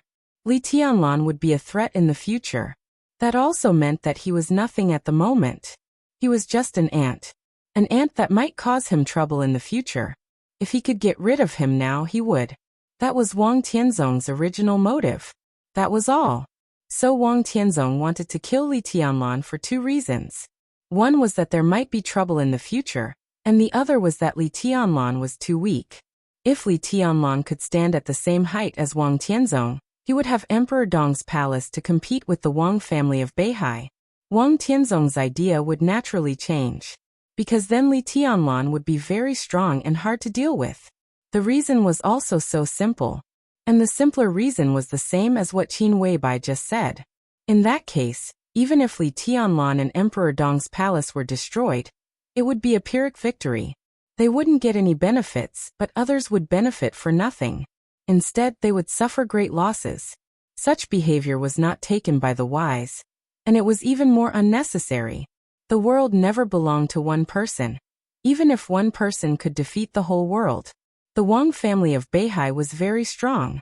With the powerful strength of the Wang family of Beihai, at its peak, even before Wang Tianzong was injured, it had the strength to destroy most of the superpowers in the dark world. But it didn't mean that it could be unified. Again, it was useless to mobilize a large number of people and go through a lot of trouble. To sum up, it was really not necessary to destroy the Wang family of Beihai. Of course, it didn't rule out the possibility that the Wang family of Beihai couldn't accept the gap and had to harm Emperor Dong's palace without benefiting itself. And the key was this half of the body of the war god. Li Tianlan had no psychological advantage over the Wang family of Beihai. He could look at the relationship with the Wang family of Beihai and the consequences of the entanglement between the two sides more rationally, so as to make the most rational choice. And this half of the body of the war god was the key to maintaining the balance between the two sides. I don't want to touch you. Not that I can't touch you. This advantage and deterrence was what Li Tianlan had to have. And it was also what Summer Solstice paid for today. In fact, if there were no major accidents, such advantages and deterrents were meaningless. The body of the war god was a fusion potion. It was also the peak achievement of the Wang family of Beihai today. The so-called fusion was not the fusion of countless different potions, but the fusion of one kind of potion. 100 years ago, when the second-generation immortality potion that could surpass the original version was successfully developed, the Wang family of Beihai had discovered a very embarrassing fact through countless experiments. That was, the huge vitality contained in the immortality potion was actually not perfect to some extent. The vitality provided by the immortality potion injected into the body could indeed make the body glow with unimaginable vitality. But to put it bluntly, it was the vitality that was forcibly supporting the body. It was not the body that was maintaining the vitality. If this result continued for a long time, there would be some extremely bad changes sooner or later. Because the vitality of the immortality potion was too strong.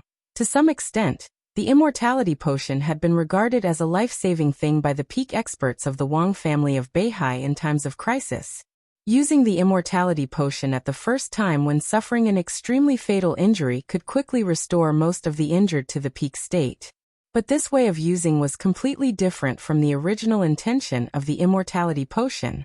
The original purpose of the immortality potion was to simply enhance the human body's endurance and relieve a few people who were overdrawn, or even on the verge of collapse because of martial arts. The person who first put forward the idea of the immortality potion was also from the Wang family of Beihai. She was the little princess of the first generation of the Wang family of Beihai. And the purpose of her research on the immortality potion was also to save her beloved man, the ancestor of the Lin clan, who was constantly overdrawn and almost faced the threat of death in the process of achieving martial arts. He was also the founder of Zhuanyuantai and the Li family. This purpose was so pure. She devoted all her efforts to research and finally made the immortality potion. She succeeded. But it could also be said that she failed. Because the huge vitality of the immortality potion could indeed improve the human body's endurance to a certain extent and relieve the body's pressure. But its biggest function was to increase vitality. Such a means was just a supplement, not the expected perfect recovery. This also directly led to the immortality potion being the core and the peak technology of the Wang family of Beihai for hundreds of years, but its position had always been a little awkward. The vitality was too huge and intense. The most suitable thing for it was to quickly heal injuries. This kind of replenishment, or rather the replenishment was too intense. If a person was really on the verge of death, or even if their body was weak to a certain extent, not only would the tremendous amount of life force not allow them to recover, but it would also cause them to explode due to the problem of too much replenishment and intense. This was the core secret of the Wang family of Beihai, and also the most embarrassing secret. The vitality of the immortality potion could not be perfectly integrated with the vitality of the human body itself. They could only drive each other. This vitality filled in could only achieve the effect of delaying. And the premise was that the user's own body would not be too weak. This also meant that if one wanted to use the immortality potion, he had to take it when the body did not actually need it. When it was really needed, he could not use it. It also meant that no matter who the user was, at the very beginning, he had to waste a part of the vitality of the immortality potion. The vitality provided by the first generation of immortality potion was enough for a person to live for another 20 years. The vitality of the second generation of immortality potion was stronger than that of the first generation. But in fact, because it could not be used at the last moment, the second generation of immortality potion did not have much advantage over the original version. Most of the extra vitality was wasted. It was from that time that the Wang family of Beihai realized the most fundamental problem. That was, the immortality potion could only be filled, but it could not be integrated, let alone activated. So someone proposed two directions. One was to develop the third generation of immortality potion with the goal of completely activating the vitality of the human body. The second was to return to the original intention, with integration as the goal. The integration of the immortality potion was not the pursuit of vitality, but the ultimate reinforcement of the human body's endurance, to create a perfect body that was almost immortal in all aspects. Such integration was not without clues, but it was extremely extravagant. Because this was the integration of the immortality potion and the immortality potion. It turned out that an absolutely perfect body also meant vitality beyond everyone's imagination. The finished product of this potion was almost invulnerable to any damage and any overdraft. In all aspects, it was absolutely impeccable. Such a finished product could almost make up for all the shortcomings of the immortality potion. In order to commemorate the original creator and user of the immortality potion, the Wang family of Beihai gave it an unusual code name, the body of the god of war. Chapter 728. Whether for Beihai or Zhongzhou state, the word god of war had an extraordinary meaning. The first god of war of Zhongzhou state was the founder of Zhuanyuantai, the ancestor of the Lin clan. He was the first god of war of Zhongzhou state, and the first god of war of the Wang family of Beihai. In a sense, he could even be called the only god of war. In the founding history of Zhongzhou state, the first god of war had guarded Zhongzhou state for nearly 80 years, and the Wang family of Beihai for nearly 80 years. 80 years. For any enemy, this was enough time to make them completely desperate. It was during this time that the god of war and the first chosen one of the Wang family of Beihai joined hands and established the position of the strongest country in the world of Zhongzhou state. At the same time, it also established the glory of the Wang family of Beihai that lasted for hundreds of years. The Wang family of Beihai named the integration plan of the immortality potion the body of the god of war. It was nostalgia and reverence. At the same time, it also revealed their ambition in some ways. Summer Solstice's face was a little pale. No one knew what it meant for the Wang family of Beihai to take out the only body of the god of war at this time. Qin Weibai sipped the soup. Her diet was light and exquisite. She didn't eat much for dinner. Most of the dishes on the table were prepared for Summer Solstice. She held the spoon in her white hand and looked at Summer Solstice's pale face. She suddenly said, "Has Wang Tianzong used the body of the god of war?" Summer Solstice nodded and said nothing. Qin Weibai frowned and said in a tone without any emotion, "But you just said that the Wang family of Beihai hasn't broken through the technical bottleneck of the body of the god of war." Summer Solstice's face became more and more pale, but it was not panic but helplessness. The integration was successful. Her voice was a little low. "At least we are on the right path and are very close to the end. The effect of the body of the god of war has been proved, but it is not perfect." Qin Weibai seemed to think of something and nodded. "How imperfect is it?" "The effect," Xia Ji said with a wry smile. "At present, we can be sure that the effect of the body of the god of war has already surpassed immortality, or even far surpassed it. However, it is still a long way from the perfect state we expected. The current body of the god of war can already reconstruct a person's body to a certain extent, but it hasn't reached the perfect state we expected. Tianzong's injuries are severe. I won't hide it from you because it's meaningless. He's tried countless ways to stabilize his injuries and suppress the sword will of the 13 floors, but all of them have failed." Qin Weibai's body shook. Xiaji nodded. "Yes, Tianzong can't do anything about the 13 floors at the moment. His body completely collapsed 10 days ago, and he is struggling on the edge of life and death. The body of the god of war is not perfect. Although the vitality it contains is much softer than that of immortality, Tianzong can only bear half of it at most. This half can help him reconstruct his body. Such a body may still seem perfect now, but it is far from the theoretical peak. Moreover, such immortality has a lot of side effects. In order to neutralize these side effects, the Wang family of Beihai has also developed several kinds of equally precious potions. Tianzong does use the body of the god of war, but it is not perfect. Now he can only accept a few tenths of a gram of the body of the god of war every day, and the remaining half is on the way. The technical bottlenecks in the body of the god of war that may be broken in the near future," she said with a wry smile. "Maybe it won't be for a long time." Qin Weibai didn't say anything.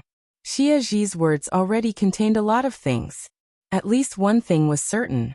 The body of the god of war could not break through the technical bottleneck in the near future, which meant that the Wang family of Beihai didn't have many immortality potions. At least they couldn't afford to continue the integration experiment with the immortality potions. No one knew how many immortality potions the Wang family of Beihai had wasted for this experiment. Now the stock was so scarce that it should be stuck on some precious materials. Maybe this is the best result, Qin Weibai said softly. Qin Weibai said softly. She seemed to be sighing with emotion, yet it carried a wisp of faintly discernible deep meaning. Xie Ji didn't notice it. Qin Weibai sighed softly. Summer solstice might never know that the current body of the war god should be in the most perfect state. As for the theoretical perfection that could ignore all kinds of damage, all kinds of attacks, and wantonly squander power, the Wang family of Beihai would never be able to develop it. That kind of extreme perfection and power was absolutely invincible in martial arts. The simplest point was the role of force. The role of force was mutual. Even Wang Tianzong couldn't get rid of this kind of bondage completely. If Wang Tianzong's punch and sword had thousands of kilograms of power, his body would also bear such a huge force when he attacked. That was why there were different unique skills in the dark world today. The real killing move often appeared at the most critical moment. It was not that they couldn't use the same unique skill continuously, but that their bodies couldn't bear the interactive force. What was the perfect state of the body of the god of war? The potion in this theory was too powerful. Not to mention other functions, it could directly shape the body. In terms of integrating vitality to strengthen the human body's endurance, it was almost against the natural order. If Wang Tianzong really used the perfect body of the god of war in theory, his injury would completely recover and return to the peak state, even better than before. That was not the most important thing. The most important thing was that in that state, Wang Tianzong didn't need other unique skills of the Wang family of Beihai. 6 paths of reincarnation. He only needed one move of 6 paths of reincarnation. When the body's endurance could ignore all overdraft and injuries, Wang Tianzong could use 6 paths of reincarnation dozens of times in a second. Who could bear it? That was really tearing the world apart and invincible in the world. Even moving mountains and filling seas was not a problem. Therefore, such an effect could only be theoretical after all. Such a theory had existed for hundreds of years. The most classic was in the later years of the god of war. After detailed calculations, a world-famous doctor of genetics and human biology came up with a theory of mortals becoming gods that was still talked about in the dark world. With the combat capability of the chosen one of the first generation of the god of war, after the doctor digitized everything and made detailed calculations, and a lot of analysis, he said that if the body's endurance of the god of war could be increased 90 million times, then the power the god of war could exert would almost be equal to that of God. In that state, the god of war could blow up the whole planet with one punch, and sprint at full speed could even surpass the speed of light. Increasing the body's endurance of 90 million times was equal to increasing the power by hundreds of millions of times. Such a possibility did exist, but only in theory. In fact, it was impossible to achieve the perfect effect of the body of the god of war by 2 times, let alone 90 million times. The Wang family of Beihai couldn't develop such a potion. The reason why Qin Weibai understood this was that she had seen a possibility that was very close to, or even closer to, perfection than the current body of the god of war. For so many years, perhaps the Wang family of Beihai had never known what kind of energy the body of the god of war that they had developed actually was. Qin Weibai was very clear. To be exact, the energy that strengthened the body was vitality. It was far more vitality than the immortality potion could provide, enough to bring people back from the dead. To be precise, it was the dragon vein. The dragon vein of Zhongzhou state. It was not the dragon vein that Li Tianlan was carrying now. It was the dragon vein that was strong enough to protect the rise and fall of a country in the future. The vitality evolved from the huge luck could at least double the body's endurance when Li Tianlan set foot on the peak. But this was also the limit, and the limit that was closest to the perfect state of the body of the god of war. As for the 2 times that the body of the god of war had been pursuing, it was simply impossible. At least within hundreds of years, such a technical bottleneck could not be broken. The Wang family of Beihai was doomed to not develop the body of the god of war they expected. There was no technology, no time, and not enough luck. Qin Weibai's eyes were a little complicated. Li Tianlan, who had the dragon vein, did not need the body of the god of war at all. So her deal with the Wang family of Beihai this time was a complete blessing. Hurried but light footsteps suddenly sounded. Horsewoman knocked on the door and whispered, "Boss, someone from the Wang family of Beihai is here." Qin Weibai suddenly lost interest and said lazily, "Let him in." The door was pushed open. A middle-aged man with a serious and old-fashioned look came in. He solemnly held a small square box in his hands, bowed slightly to Summer Solstice, and whispered, "Madam, this is what you want." Qin Weibai's pupils contracted slightly. The small square box was completely made of alloy. It looked inconspicuous, but she knew what it was. The Wang family of Beihai trusted someone to deliver this thing. Not because the delivery person was not simple, but because the box was not simple. "It's yours." Summer Solstice pushed the box in front of Qin Weibai and whispered, "Now, tell me what I want to know." "The password." Qin Weibai said calmly, "I don't dare to open this thing without the password." She looked at Summer Solstice and said with a soft smile, "The power of this thing is enough to make the blocks within a few kilometers recognize it as a dead zone." Horsewoman's face suddenly changed, and she subconsciously approached Qin Weibai. "It's useless." Qin Weibai shook her head. "Once this box explodes, even the domain of the invincible realm will be useless, not to mention you. There is a very special battery in it, which is its energy system. It is called a radioisotope battery. Horsewoman, do you know what it is?" Horsewoman's face suddenly turned pale for a moment and she murmured, "Nuclear battery." Qin Weibai looked at Summer Solstice with a faint smile. Summer Solstice took a deep breath. She did not say the password, but opened the box herself. In the vibrant blue light, Qin Weibai checked the things and finally took out all the things, and pushed the box back. Summer Solstice answered a phone call halfway, and her eyes became a little strange. "There is news from the parliament," she said slowly. Qin Weibai studied the body of the god of war in her hand and said yes. Ning Qianqing's appointment has been approved, but Li Tianlan will be imprisoned in the desert prison without a time limit. Summer Solstice said. Qin Weibai still said yes and simply said, "I gave him a list." "Is this your purpose?" Summer Solstice asked curiously. "Using the resources of the desert prison to make up for the flaws in the structure of Emperor Dong's palace." "That's a good move, really good calculation. There are not so many calculations." Qin Weibai shook her head. "I just took advantage of the situation, that's all." Summer Solstice looked at her, and was silent for a long time. "What's wrong?" Horsewoman took another box, and Qin Weibai put the body of the god of war in it and asked, "I don't know, it's an indescribable feeling." Summer Solstice shook her head. "I always thought we were the same kind of woman, but now looking at your behavior, it seems a little different. If it were me, even if Tianzong was in prison, even if I knew nothing would happen, I would see him before he left, because I would miss him in the days to come." Summer Solstice said seriously, "But you give me the feeling. You are too rational. I even suspect that you are not Qin Weibai." Horsewoman's eyes suddenly narrowed for a moment. "I am Qin Weibai," Qin Weibai said coldly. Summer Solstice looked into her eyes seriously.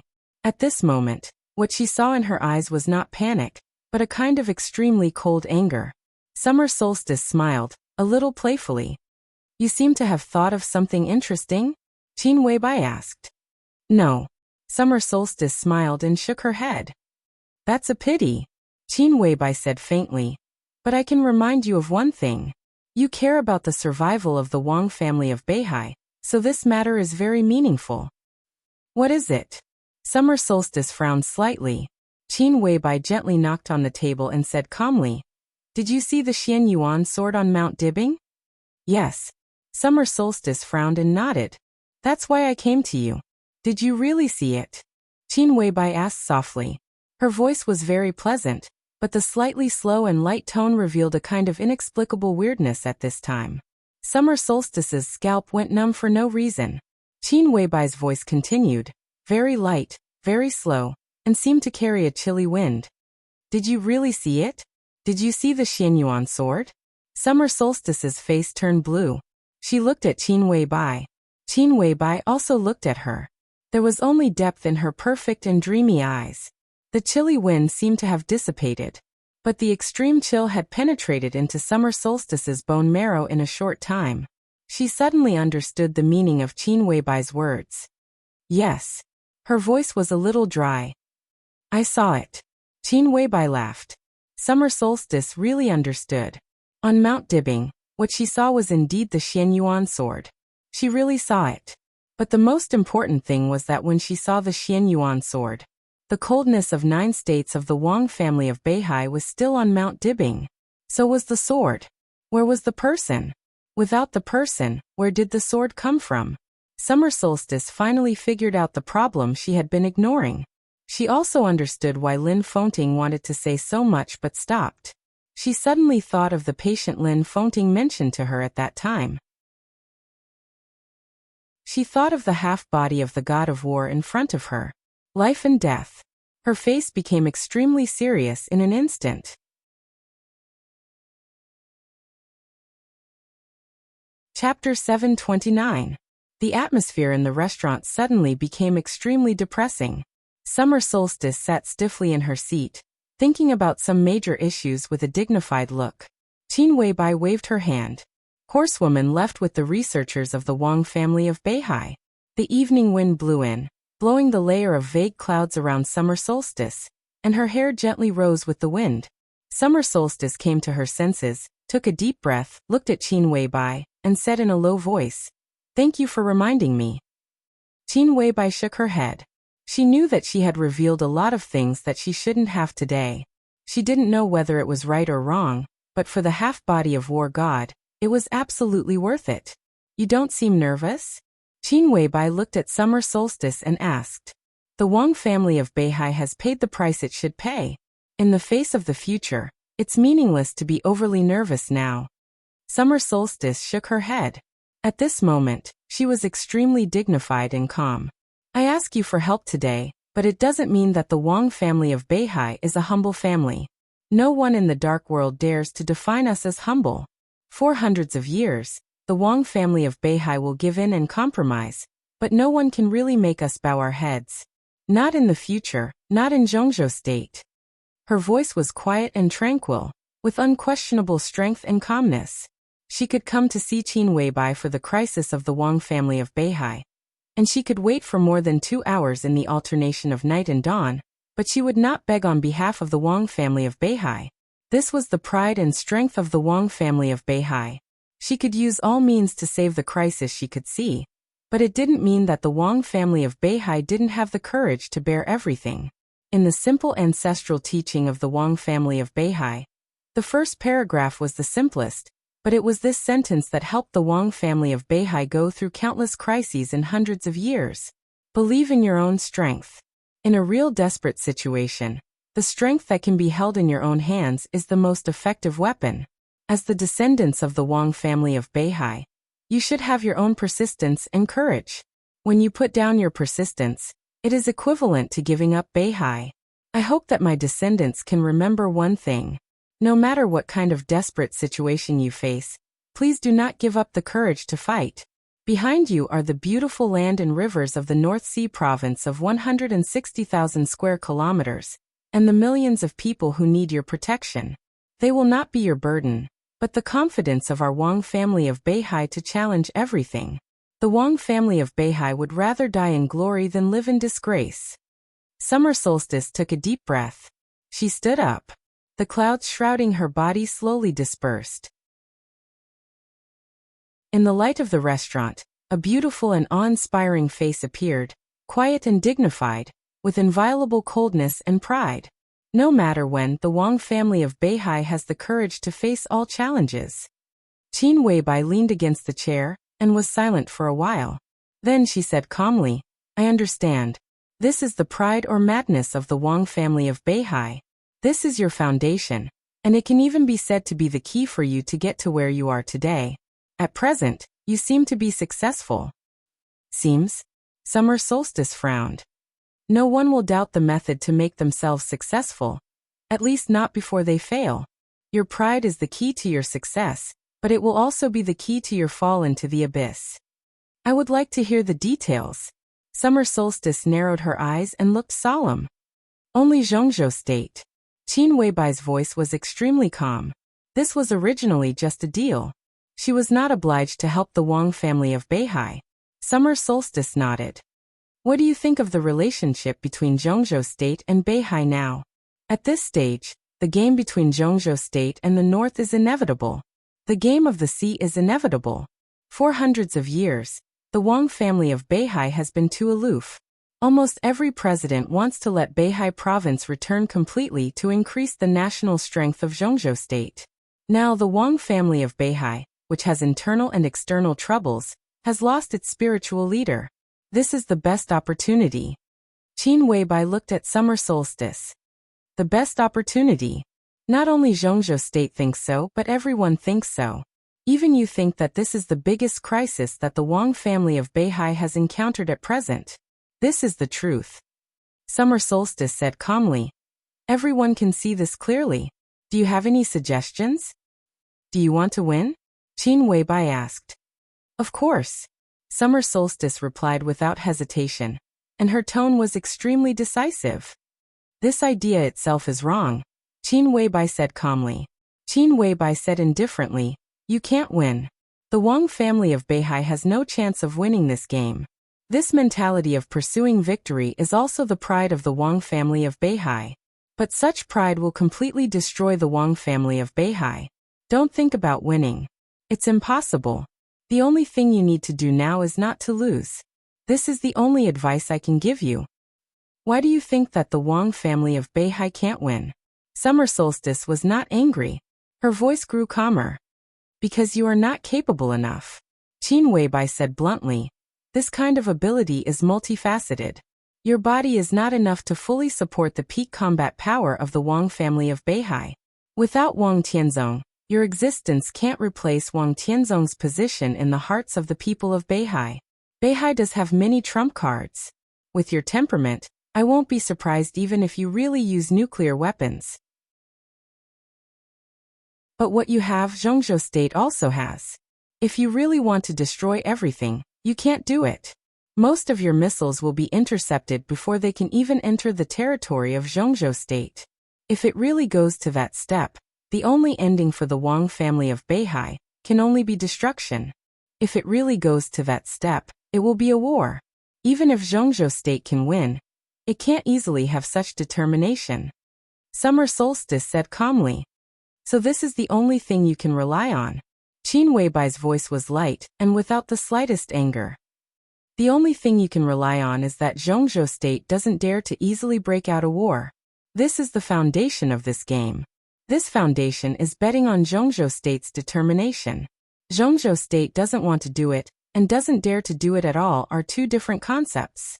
Under such circumstances, it's completely a pipe dream for you to want to win. Summer Solstice's face suddenly became a little ugly. She snorted coldly and did not speak. Retreat, or even bow your head, is your only choice.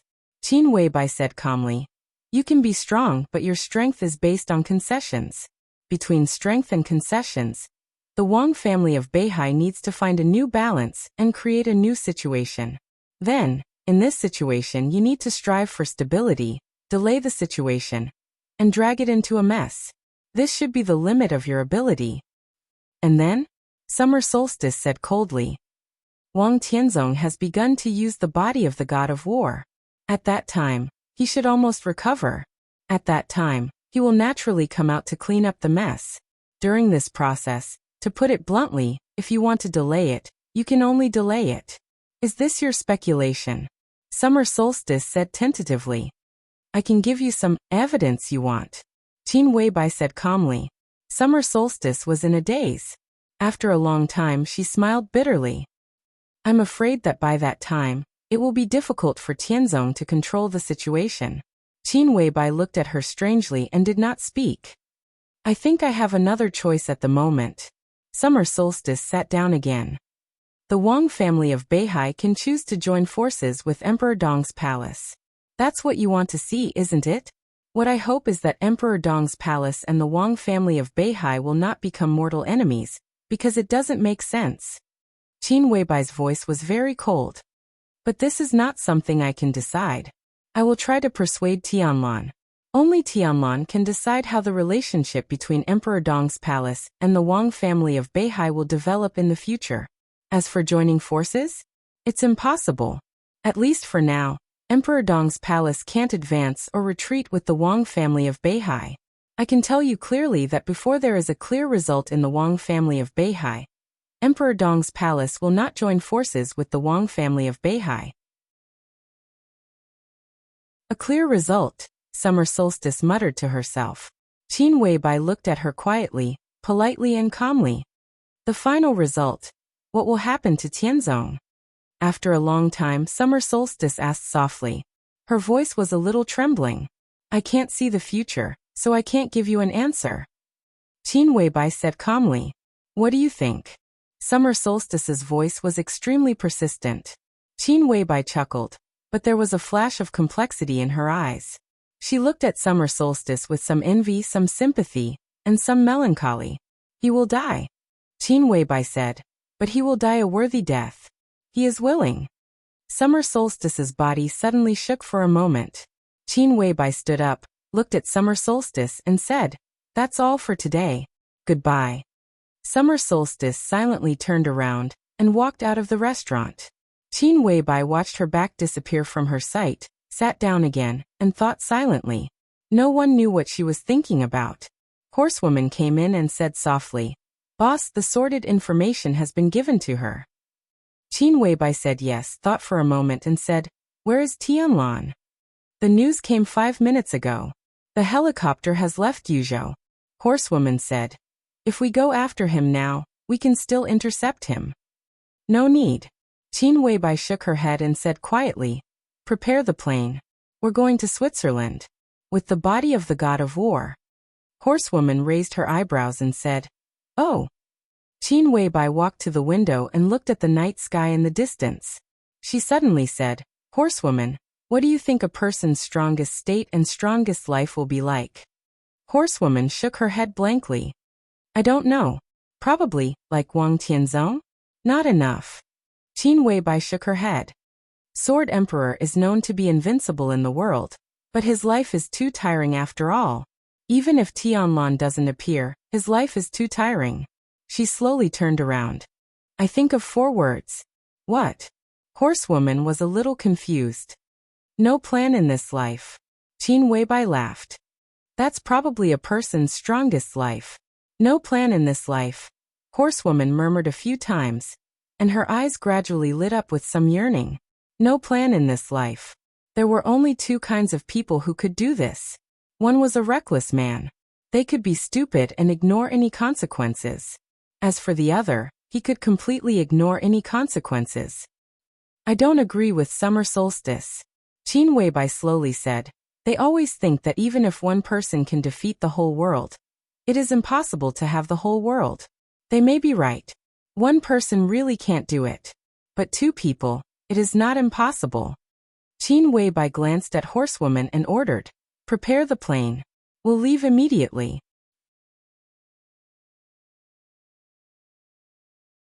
Chapter 730.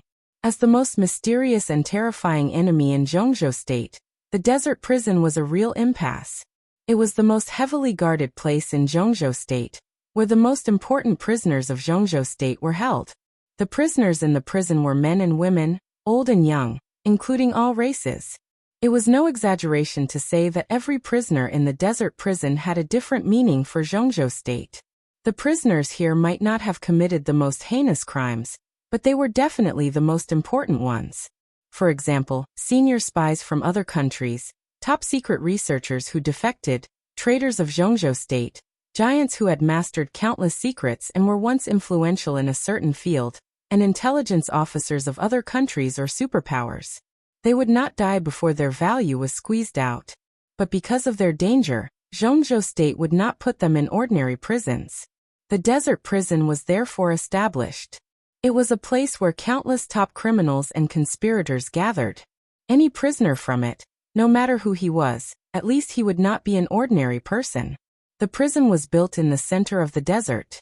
With the prison as the center, there was no water source within hundreds of kilometers. Such a harsh terrain could almost prevent most people who tried to escape or come to raid the prison from having any idea that they should not have. At the beginning of the year, there were nearly 300 prisoners in the desert prison. But there were less than 1,000 jailers who were responsible for guarding these 300 prisoners, including 2 superiors of the thunder-shocking realm, and none of the half-step invincible realm. It was known as the most heavily guarded base. This kind of power sounded incredible, but Li Tianlan knew very well how powerful and terrifying the desert prison was behind this seemingly empty defense force. In the past 60 years, after the superpowers in the dark world had worked hard to find the location of the desert prison, they had carried out nearly 20 jailbreaking operations here. The largest one was led by an invincible realm expert. Nearly 1,000 elites from various superpowers gathered together, and blood flowed like a river in the desert. Such a battle could be said to be a small war. However, since the establishment of the desert prison, no prisoner had succeeded in escaping, and no force had succeeded in breaking out of the prison. All the people who invaded the desert prison had never crossed the border of Zhongzhou state, or even escaped from the desert, including the superior of the invincible realm who had attacked the desert prison many years ago.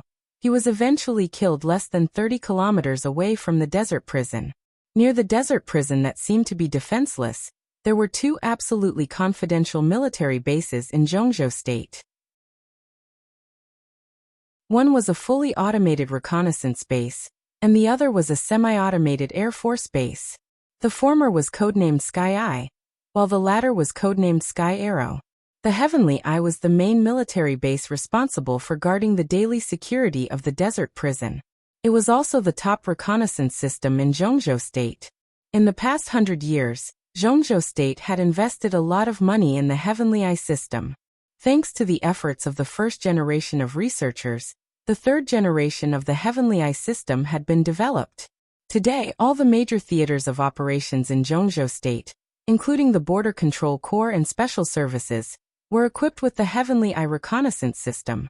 The Heavenly Eye system of the desert prison could be said to be the strongest among all the Heavenly Eye systems in Zhongzhou state. It was not because of the importance of the desert prison. It was because this was a desert. It was the simplest, most straightforward, and most inexplicable reason. This was a desert. Therefore, the Heavenly Eye system here was the most terrifying. The third eye was connected to most of the military satellites of Zhongzhou state, with the most advanced scanning radar. In the reconnaissance mode, the reconnaissance radius of this system was nearly 200 kilometers.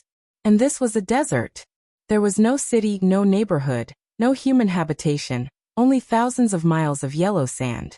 Under such circumstances, the Heavenly Eye military base relied on the Heavenly Eye system, and was equipped with countless of the most advanced firepower weapons. Laser weapons, electromagnetic weapons, infrasonic tracking cannons, demon eye bombs.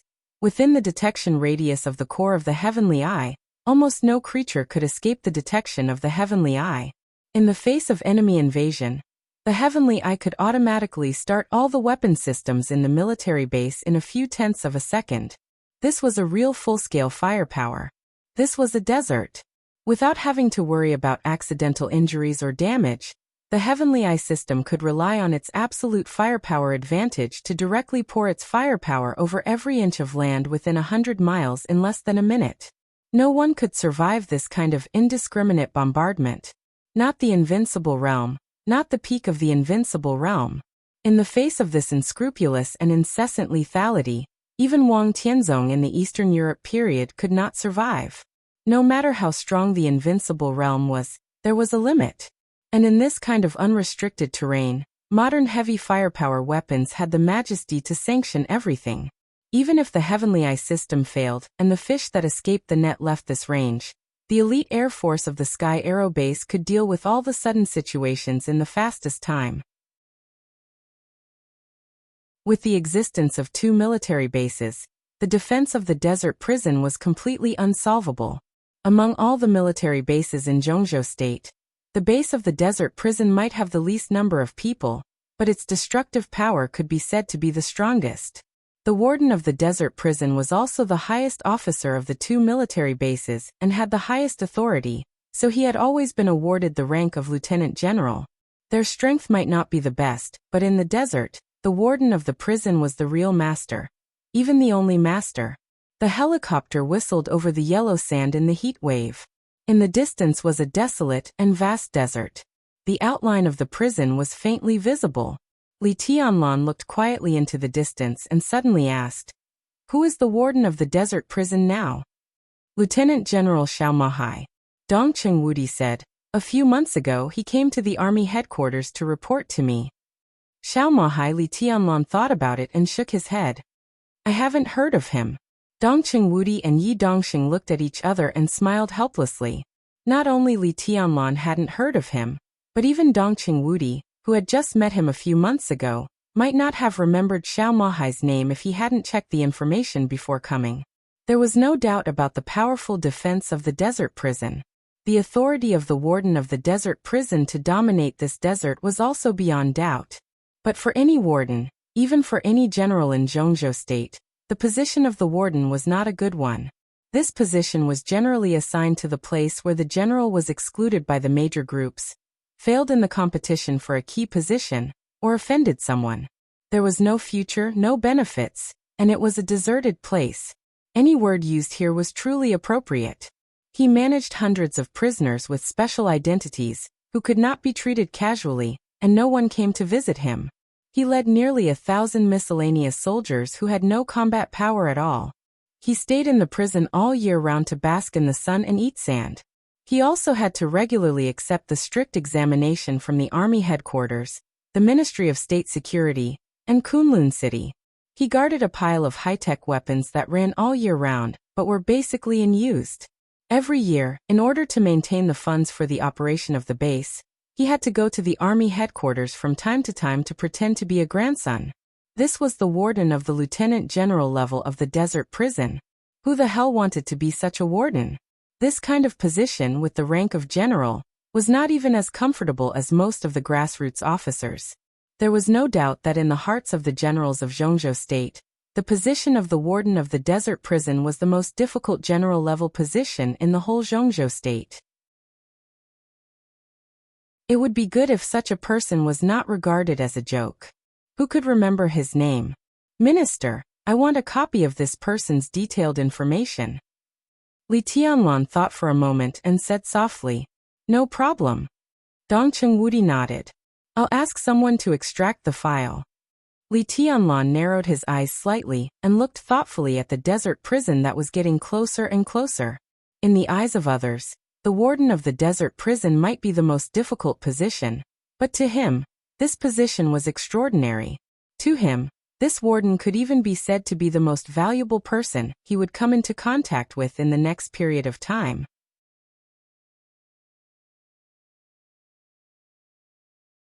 Chapter 731. The helicopter landed slowly in front of the gate that looked a little old in the desert prison. Xiao Mahai, the warden, and two deputy wardens greeted them with some middle-level staff in the prison. The desert was full of wind and sand. The yellow sand was raging, almost bending the warden's waist.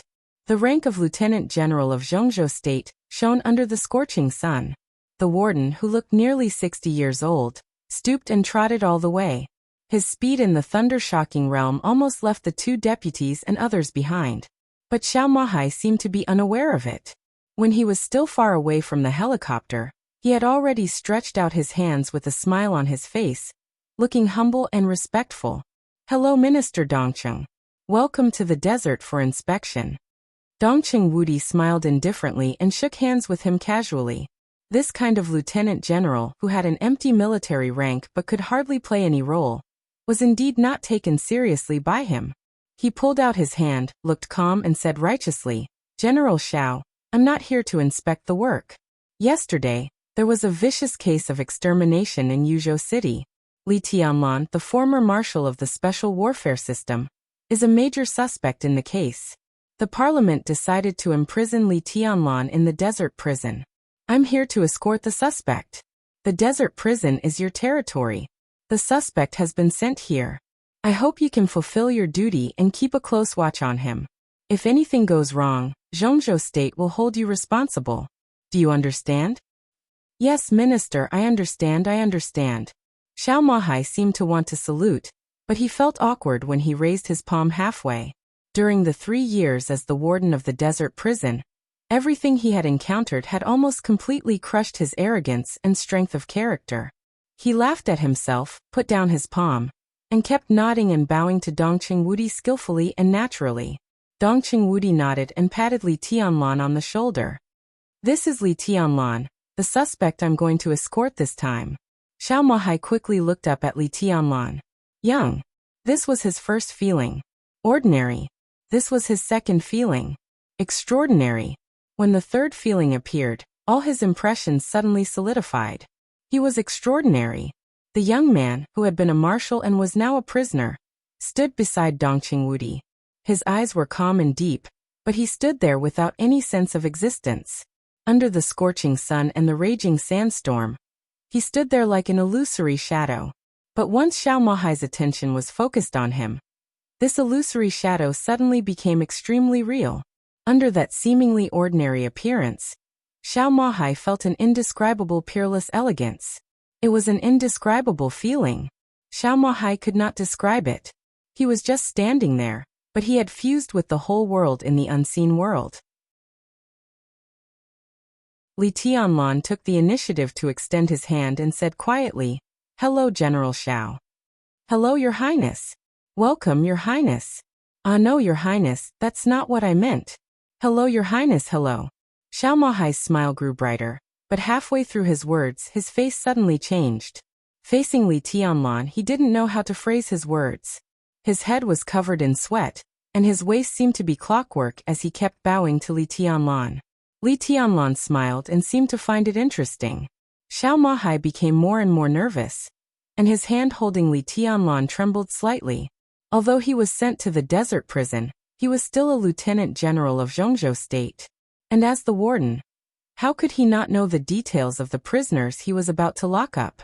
Before Li Tianlan came to the prison, Xiao Mahai had already known Li Tianlan's details through the outside world. He also roughly understood the reason why he came to the desert prison. To be honest, the moment he saw Li Tianlan's information, Xiao Mahai's scalp was a little numb, and his heart sank to the bottom. Before he was sent here, Li Tianlan's name had already been famous in Zhongzhou State. But at that time, Li Tianlan was just an extremely talented young man who was the successor of the Li family. For more than 3 years, Xiao Mahai was discouraged and didn't pay much attention to the outside world. At this time, when he looked at Li Tianlan's information again, he found that the outside world had already changed dramatically. Li Tianlan was still very young, but no one saw him as a young man with a bright future. He had never entered the invincible realm, but he had killed more than one invincible realm expert. He led the Snowdance Corps to conquer 5 countries in Eastern Europe, became the Palace Lord of Emperor East's Palace, established Xianyuan City, swept away the Wang family of Beihai, and was even likely to become the master of Tiannan in the future. Such a figure was now strongly supported by the giant group. Even Wei Kunlun of Mount Shu had joined the Samsara Palace in a high-profile manner. He couldn't afford to offend him. This was the first thought that came to Xiao Mahai's mind when he saw Li Tianlan's information. Such a Li Tianlan was definitely not a figure he could afford to offend. After learning about Li Tianlan's past, he also understood why Li Tianlan appeared here. In this way, he was even more frightened. He killed Qi Mulin's family, but he was taken as a suspect and escorted to the desert prison. Just by the identity of the suspect, Xiao Mahai smelled countless knives and swords. He had committed such a serious crime, but he was still only a suspect. Obviously, some people in Zhongzhou State wanted to deal with the case strictly, but there were also people who wanted to protect Li Tianlan.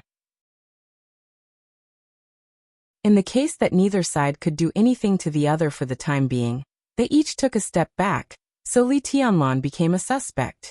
The moment he figured out this problem, Xiao Mahai had already decided his attitude toward Li Tianlan. He had to accept it. He had to accept it, but he couldn't treat him as an ordinary prisoner.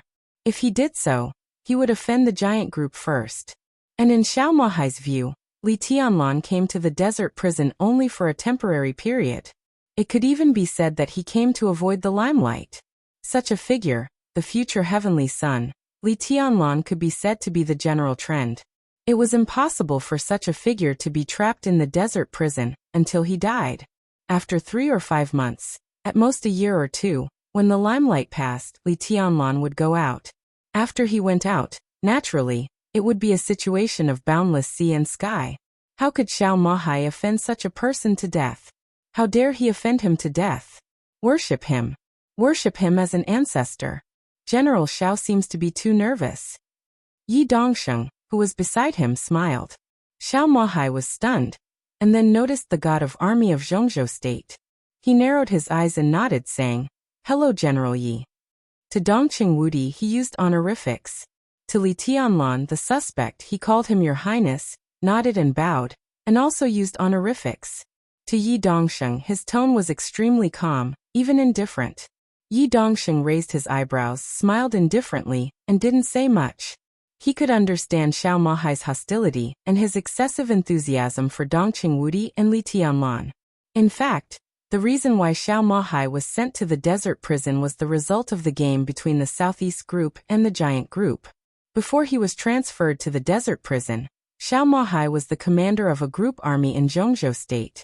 That group army might not be the trump card of Zhongzhou state, but in the main force, it had always ranked first.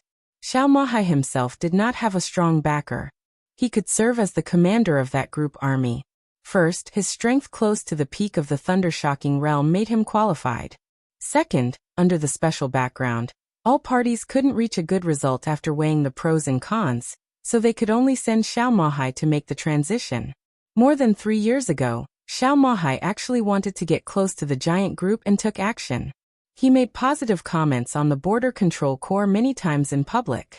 At that time, it was almost certain that Dongqing Wudi would leave the Border Control Corps and enter the main army headquarters. The internal game in the military was extremely fierce. Xiao Mahai used all means to merge the group army he led into the Border Control Corps. In this way, he officially stepped onto the big ship of the Giant Group. Although he didn't see Dongqing Wudi at that time, he also visited many big shots of the Giant Group and got relatively positive responses. However, when his operation was about to succeed, a major general of the Southeast Group came out of nowhere and directly took away his position. All of Xiao Mahai's dreams were completely shattered, and he was transferred to the desert prison. It wasn't that the Giant Group didn't fight for this matter, but in the end, it was no match for the Southeast Group.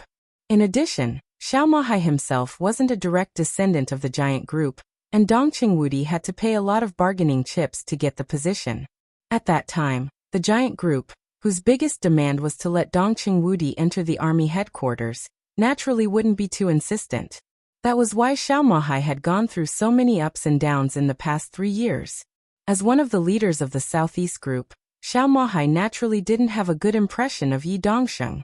He didn't even bother to keep up appearances. As a lieutenant general, he already had the worst treatment in the desert. How bad could it be? No matter how powerful Yi Dongsheng was, could he beat him to the end?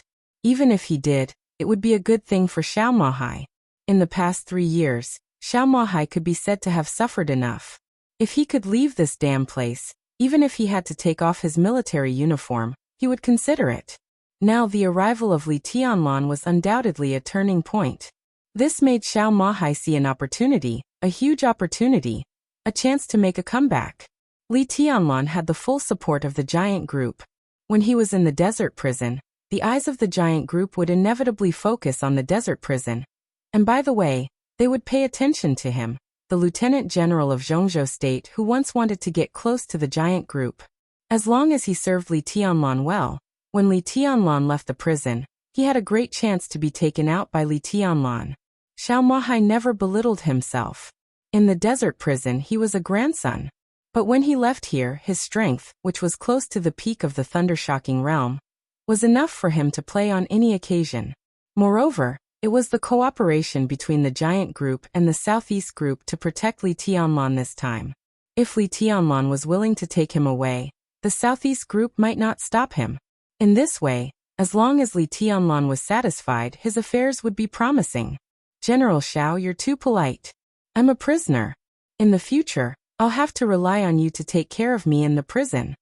Li Tianlan said with a smile, his tone clear and light. Of course I will. Rest assured, Your Highness. If you have any needs, I promise to meet them. Xiao Mahai wiped the sweat on his forehead and glanced at Li Tianlan. The two of them looked at each other slightly, and were deeply satisfied with each other's attitude. This seemed to be a good start. That was what both of them thought. However, Xiao Mahai thought about the beginning of his comeback. Li Tianlan thought about the beginning of the rapid maturity of Emperor Dong's palace. Li Tianlan chuckled and held Xiao Mahai's hand with more strength. Your Highness, please. Xiao Mahai bowed deeply, his posture becoming more and more respectful.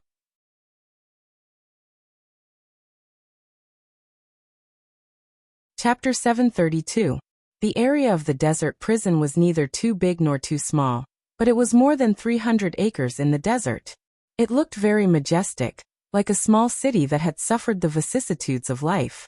Under the leadership of Xiao Mahai, Dongqing Wudi and Yi Dongsheng personally accompanied Li Tianlan into the desert prison. That was to accompany. Under the common interests, even Yi Dongsheng, who did not get along with Li Tianlan, showed a smile and a very peaceful attitude. Such a move made Xiao Mahai more sure of his guess. Li Tianlan's coming to the desert prison was just that both sides of the game took a step back for the time being. It was far from the time to decide the outcome. The giant group and the southeast group joined hands and advanced and retreated together. In such a situation, even if the other four groups joined hands, it was impossible to uproot the southeast group and the giant group, not to mention that the other side of the game was just the academics and the prince group. As long as the two groups were not completely extinct, they would always have a way to let Li Tianlan out. Xiao Mahai could climb to the position of lieutenant general because he had seen too many similar things, so he knew Li Tianlan's situation very well. The outcome of the game between the four groups was still uncertain, but Li Tianlan could be said to be in an invincible position. At least he would not be trapped in the desert prison. Xiao Mahai could be completely sure of this. The interior of the desert prison was a semi-closed and semi-open building.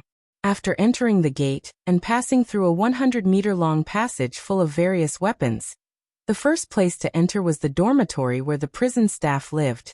There was a canteen between the dormitory and the prison. After passing the canteen, it was the place where the prisoners lived. There were extremely narrow corridors full of rooms, but most of them were empty. The prisoners were far away from each other. Li Tianlan looked at the narrow and winding corridor in front of him, and a very familiar expression appeared in his eyes. The entire prisoner area was a huge and complicated maze. The maze he walked through in the first half of the entrance maneuver when he entered the Sky Academy was a simplified version of the present maze. Where is my room? Li Tianlan suddenly asked. Xiao Mahai hesitated and glanced at Yi Dongsheng. Yi Dongsheng smiled and said nothing, keeping his composure. Xiao Mahai smiled and said in a steady voice, Your Highness's room is not here. During the time you are here, Your Highness, please live in my room. I have had it cleaned before you came. It's clean and I promise Your Highness will be satisfied. This treatment is really different. Prisoners come to prison, but they live in the warden's room. Interesting. Dongqing Wudi laughed and patted Xiao Mahai on the shoulder, but he did not show any displeasure. On the contrary, he looked extremely satisfied. Xiao Mahai's room and office were corpses. As a lieutenant general of Zhongzhou State, no matter how down and out he was, he still had the power to create a luxurious enough residence for himself in this remote place. Although Li Tianlan had to stay in the desert prison during this time, how could Dongqing Wudi really let Xiao Mahai lock him up in the prisoner area?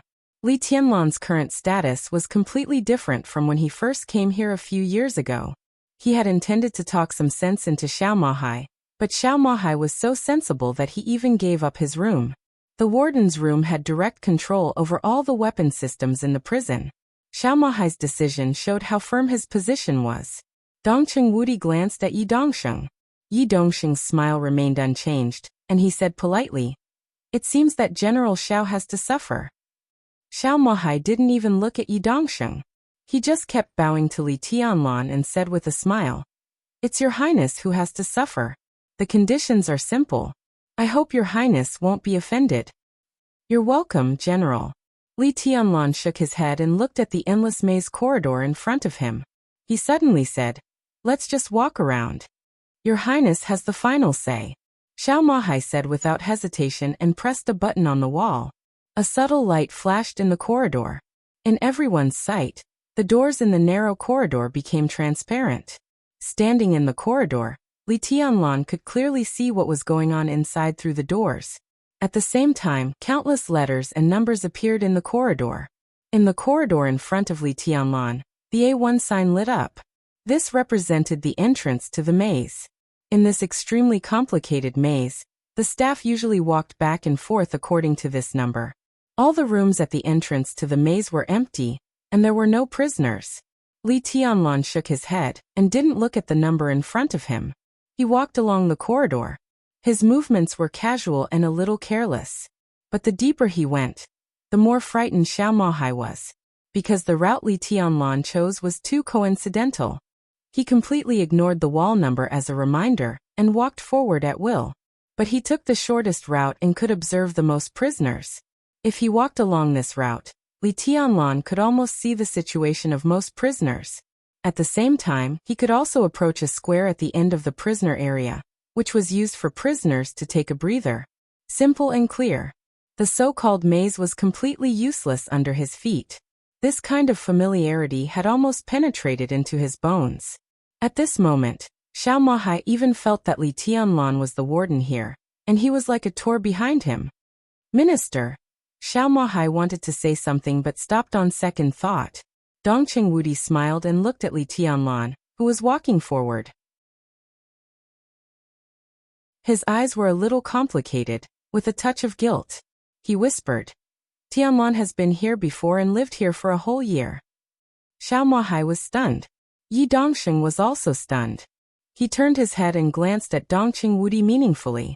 About 5 or 6 years ago, a trusted major general of the Dongqing clan was suddenly sent to the desert prison to serve as the deputy warden, and it was arranged by Dongqing Wudi himself. The major general, who was considered a rising star in the giant group, suddenly had a bleak future. Before that, he was deeply trusted by Dongqing Wudi.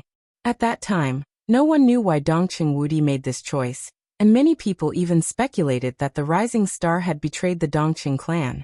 Yi Dongsheng paid special attention to this matter. Later, the major general stayed in the desert prison for more than a year, and then he was transferred to the Border Control Corps. He left the Border Control Corps 2 years ago, and was promoted to lieutenant general. Now he was the deputy commander of the Zhongzhou Eastern Theater of Operations, and the commander of an ace army. He might even be promoted to general in a few years. His future was extremely bright. The more it was like this, the more Yi Dongsheng couldn't understand why Dongqing Wudi sent him to the desert prison at that time. Li Tianlan had stayed in the desert prison for a year? Would it be the same as a few years ago? Did it have anything to do with that strange transfer? "I've lived here more than once." Li Tianlan, who was walking in front, suddenly opened his mouth. His voice was very quiet, with a kind of calmness as if he had experienced countless things. "No matter now or in the future, this place will be my most impressive enemy. During that year, I experienced a lot of things here." His voice became low, and there seemed to be a trace of trembling in his calmness. "I'll never forget it." "For example? What did your Highness experience here?" Yi Dongxing asked curiously. He was really curious about this question. This question meant many things. If Li Tianlan's coming here had something to do with the strange transfer of the rising star in the giant group 5 or 6 years ago, then it meant that the engagement between the Dongqing clan and the Li family did not start after the Dongqing clan saw Li Tianlan's potential, but earlier. The two sides had a very close cooperation. In order to enter the desert prison, Dongqing Wudi even let his confidant waste more than a year's time to escort Li Tianlan. One could imagine what this meant.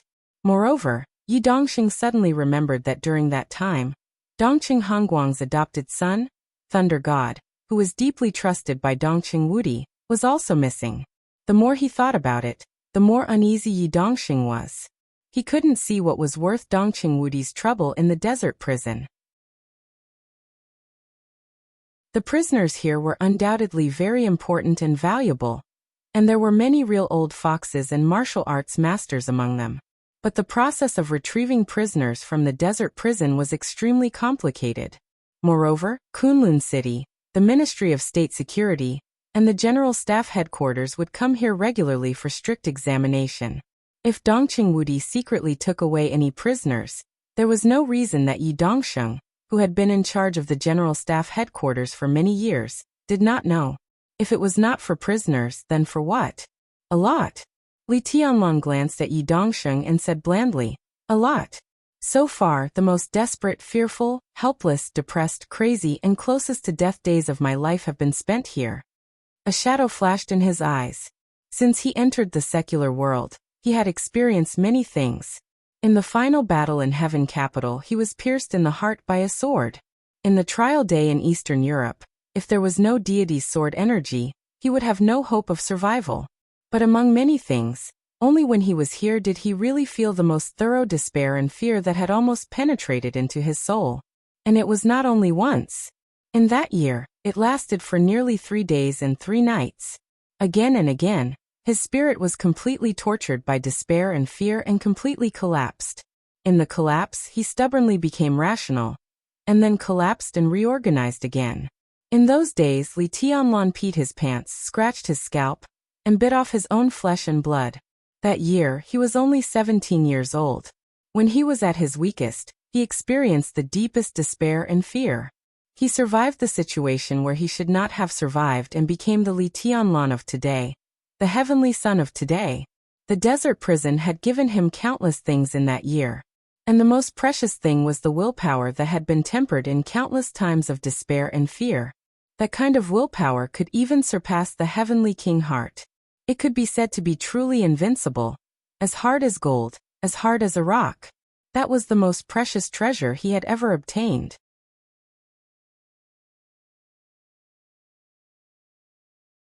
Chapter 733. At the end of the maze was a square. Compared with the thousands of miles of yellow sand outside, there was at least a flat road in the square. The square was not big, but it looked extremely empty. There were a few basketball racks, a miniature football field, and a few table tennis tables scattered in it. Apart from that, there was nothing else. The prison's control of prisoners was not too strict. Everything in the square was entertainment facilities for prisoners. Of course, there was a strict time limit, an average of 2 hours a day. When Li Tianlong and the others walked into the square, the break time had passed. The square looked extremely desolate. Li Tianlong walked around the track in silence and finally came to a corner. The corner was covered with yellow sand. A hole slightly larger than the dog hole was covered by a pile of weeds. It looked bottomless. Li Tianlong stood in front of the hole, narrowed his eyes and said nothing. Xiao Mahai's face changed. Dongqing Wudi's expression was solemn. Yi Dongsheng was a little confused. It is said that when the desert prison was first established, the plan was to build the prison underground. Li Tianlong looked at the hole in front of him and said in a flat voice. The military gave a detailed topographic map and did a site survey. In theory, a large military prison could be built about 80 meters underground, just like the 2 nearby military bases. No one spoke. The 2 military bases, Sky Eye and Sky Arrow, were built under the yellow sand around the desert prison. Everyone present knew this. It's just that the terrain of the prison is very complicated. When the construction was almost completed, the military found that the structure of the underground prison was a little unstable. If they wanted to strengthen it, they had to pay a lot of money. At that time, there was a big accident in the construction of the prison. After the parliament held a meeting to consider and study the construction cost, they decided to give up the plan of the underground prison, so the desert prison was placed on the ground. Li Tianlong took 2 steps forward and said lightly, "In fact, there is no difference. This prison is a real dangerous place, whether it is on the ground or underground." "Your Highness is right." Xiao Mahai smiled apologetically. Later, many years after the prison was built and put into use, a fugitive who wanted to escape accidentally found this hole. This hole can lead directly to the almost completed underground prison. General Xiao knows this story, right? It's recorded in the files. Xiao Mahai nodded respectfully. He was the second invincible realm expert in the prison's hundreds of years of history. He opened this passage quietly and tried to escape. 3 hours after the break time ended, the prison found him. In the next hour, the prison found this hole. The invincible realm expert escaped. Yi Dongsheng raised his eyebrows. His authority was enough for him to view all the information about the desert prison. However, who would be interested in seeing the history of the desert prison? Yi Dongsheng didn't know about this at all. No, he's crazy. Xiao Mahai said faintly. He entered the underground prison. On the 13th hour, his mind completely collapsed and he lost control of his power. After an extreme madness, he died inside. From then on, the tunnel became smaller and smaller. At first, people could walk upright in the tunnel, but now, Li Tianlan was silent for a while and carefully recalled the feeling at that time. Probably only enough for people to crawl inside. They can't even raise their bodies. For a moment, Yi Dongsheng didn't. He came to his senses and asked subconsciously, "What's inside?" Xiao Mahai smiled. Li Tianlan also smiled. Inside. He opened his mouth softly, with the color of memory. The underground prison is basically the same as the prison now. It's also a maze, and there's nothing in the maze. There was nothing. This was the truth. Yi Dongsheng froze for a moment, and then understood. His scalp suddenly went numb. There was nothing. He couldn't help taking a step forward and looking at the seemingly endless dark hole in front of him. The muscles at the corners of his eyes kept twitching. This was really just a hole that people could barely get in. Because of the geology, the deeper it was, the smaller the space inside was, and even many places had been completely blocked. Even if the invincible realm expert planned to escape from here at the beginning, the space inside would be bigger, but there was still nothing. Yi Dongsheng could imagine that there was only darkness and silence, as well as the countless twists and turns that seemed to have no end. That kind of loneliness and fear would be magnified thousands of times in absolute darkness and silence, turning into despair. Therefore, even the invincible realm expert who escaped from the prison didn't last long. In the 13th hour, he went crazy. He was completely tortured by this silence and darkness to the point of mental breakdown, and finally died on the constantly repeating path. Yi Dongsheng couldn't help but glance at Li Tianlan. Li Tianlan said that he had experienced the most desperate and frightening time here. Vaguely, he seemed to understand something. I crawled in from here. Li Tianlan said quietly. I crawled into the darkness like this. It was very narrow inside, and I could only maintain a kind of ability to crawl forward. I tried to climb up, but I couldn't lie down. The sand around me would constantly fall, just like being buried alive. There were many places inside where there were no roads. I could only rely on my own hands to open the way, so it was very exhausting. But I had no food or water. Even if I had, I didn't dare to eat, and I didn't have the mood to eat. I couldn't see anything there, and the only thing I could hear was my heartbeat, which was getting faster and faster. That kind of depression, congestion, darkness, and silence tortured me crazy again and again. Well, I said crazy, but in there I couldn't even take a deep breath. I was sweating all the time, and it seemed like I was bleeding. That kind of fear and suffocation affected my reason. I went the wrong way again and even scared myself to tears many times. At that time, I really thought I couldn't get out, and I thought so many times. Yi Dongsheng's face was a little pale. He didn't know whether he felt the same or something else. Cold sweat flowed down his forehead, and his tone was very cautious. How long did you persist? I didn't persist. Dongqing Wudi interrupted Yi Dongsheng's words in a hoarse voice. Tianlan had been moving inside at that time. He went in from here and finally found the exit at the other end. The whole process took 70 hours and 56 minutes. When he climbed out, he was severely dehydrated, and there were scratches all over his body, and one of his fingers was almost bitten off. But at that time his mind was still clear. Li Tianlan didn't speak. He looked at the hole in front of him, expressionless, and his eyes were full of coldness.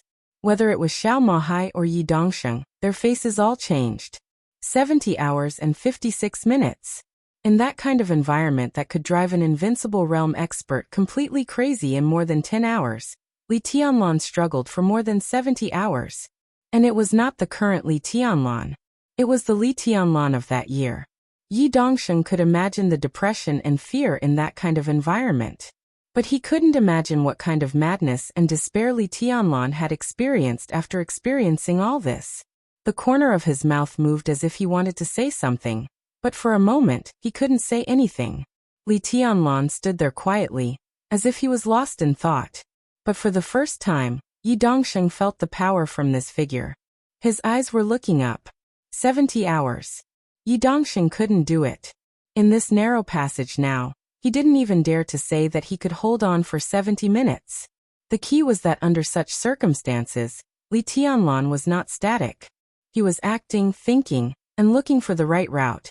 Such 70 hours were enough to temper a person's collapsed spirit to a level that no one could imagine.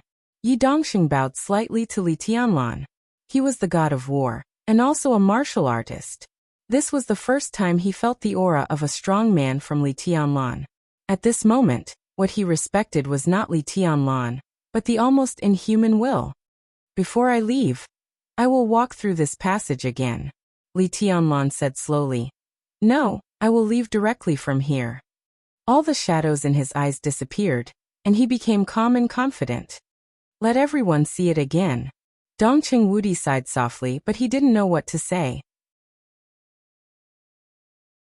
Li Tianlan raised his head and looked at the sky.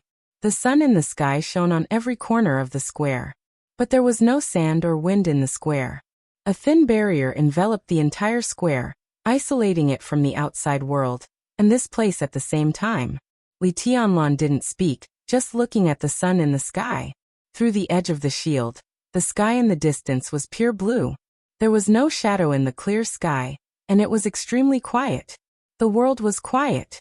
Minister, please go back. Li Tianlan turned around and looked at Dongqing Wudi with a smile. It's good here. I'm very satisfied. I really need such a place to think about something seriously. Dongqing Wudi took a deep look at him, nodded and said, Okay. During my time here, Emperor Dong's palace and Rushi have troubled you, minister. Li Tianlan continued. Dongqing Wudi shook his head slightly and asked, Anything else? Li Tianlan thought for a moment and raised his palm. There was a buzzing sound in the air. An extremely delicate and ghastly small black sword appeared in Li Tianlan's hand. The small sword rotated around Li Tianlan, as if it was reluctant to part with him. Li Tianlan flicked the blade of the Xianyuan sword and said calmly, Minister, please bring this to Little Bai. Dongqing Wudi held out his hand. Li Tianlan glanced at the Xianyuan sword. The Xianyuan sword trembled and fell into Dongqing Wudi's hand obediently. Li Tianlan said no more and sent Dongqing Wudi and Yi Dongsheng out of the prison. Under the clear sky, there was endless yellow sand. He stood in the flying yellow sand, watching the helicopter gradually take off and go further and further away. For a long time he didn't move and kept watching, as if looking at his future and the Great Way. End of Volume 5.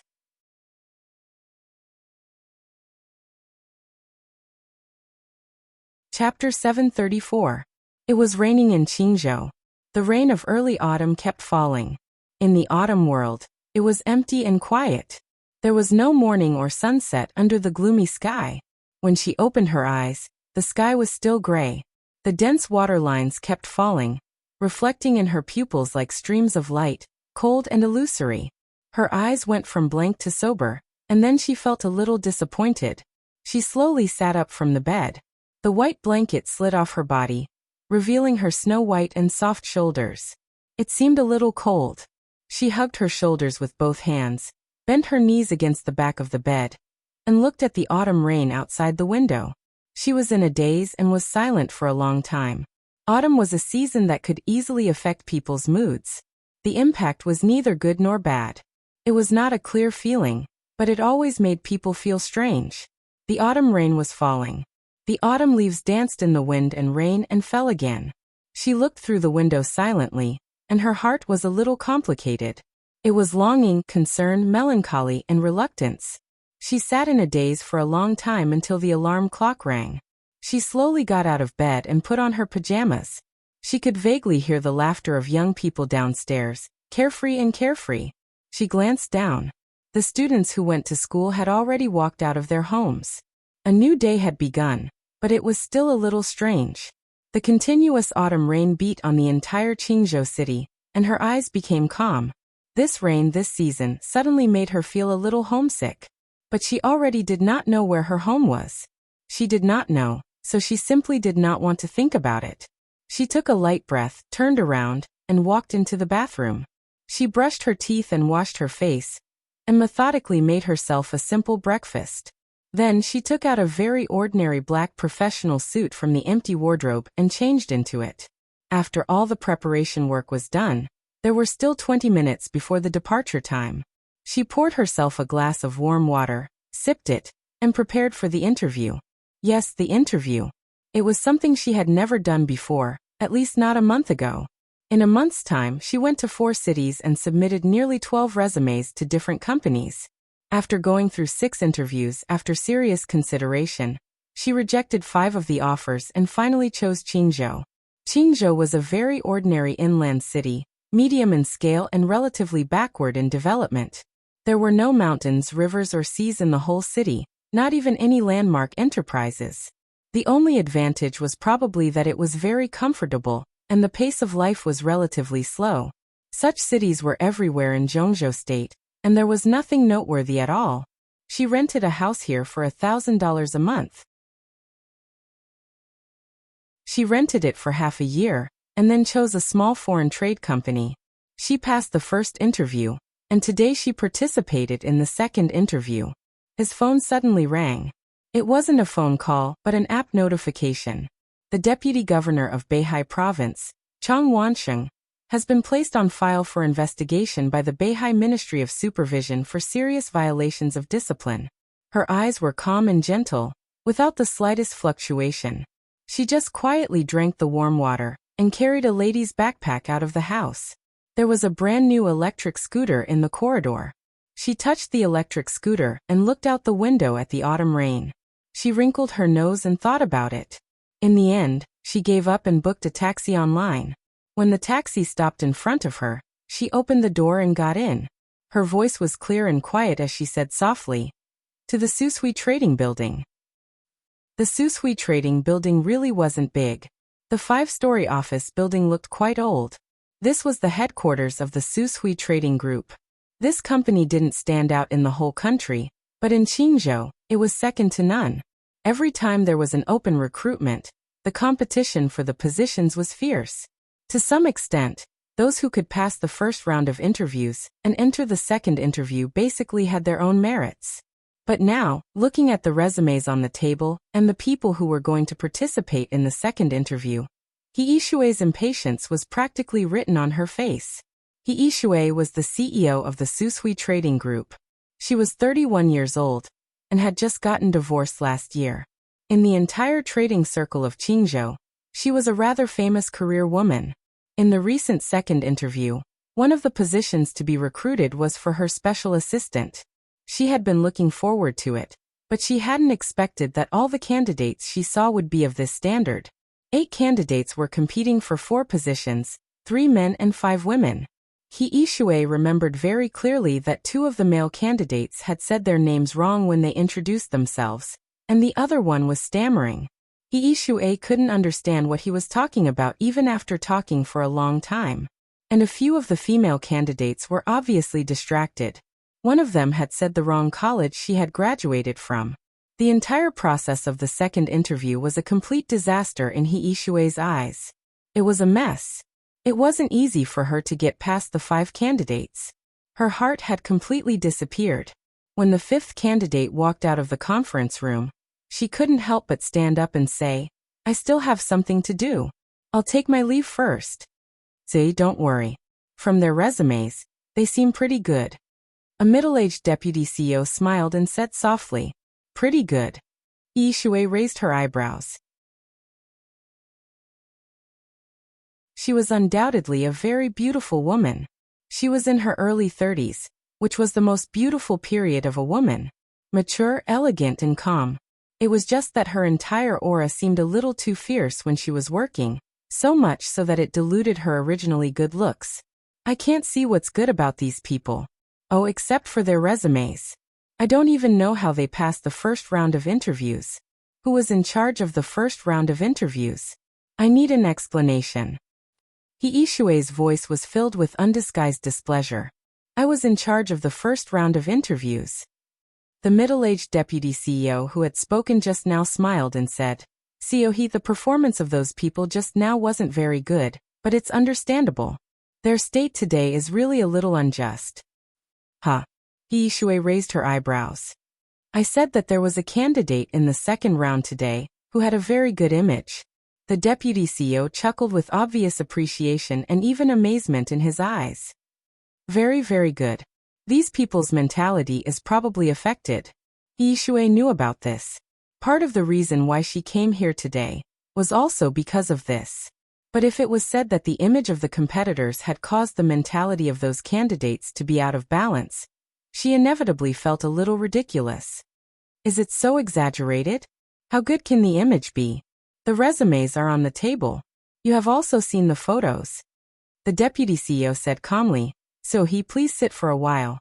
I promise that you will be satisfied with this candidate."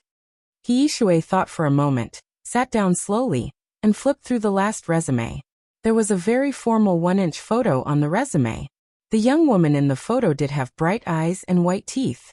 But through this simple and formal 1-inch photo, what she could see was really limited. She shook her head and said, "Directly invite this candidate in." The deputy CEO nodded and turned on the loudspeaker beside him. At this moment, even his voice unconsciously became soft. Number 6, Li Mutong. Hiishue quickly lowered her head and looked at the resume again.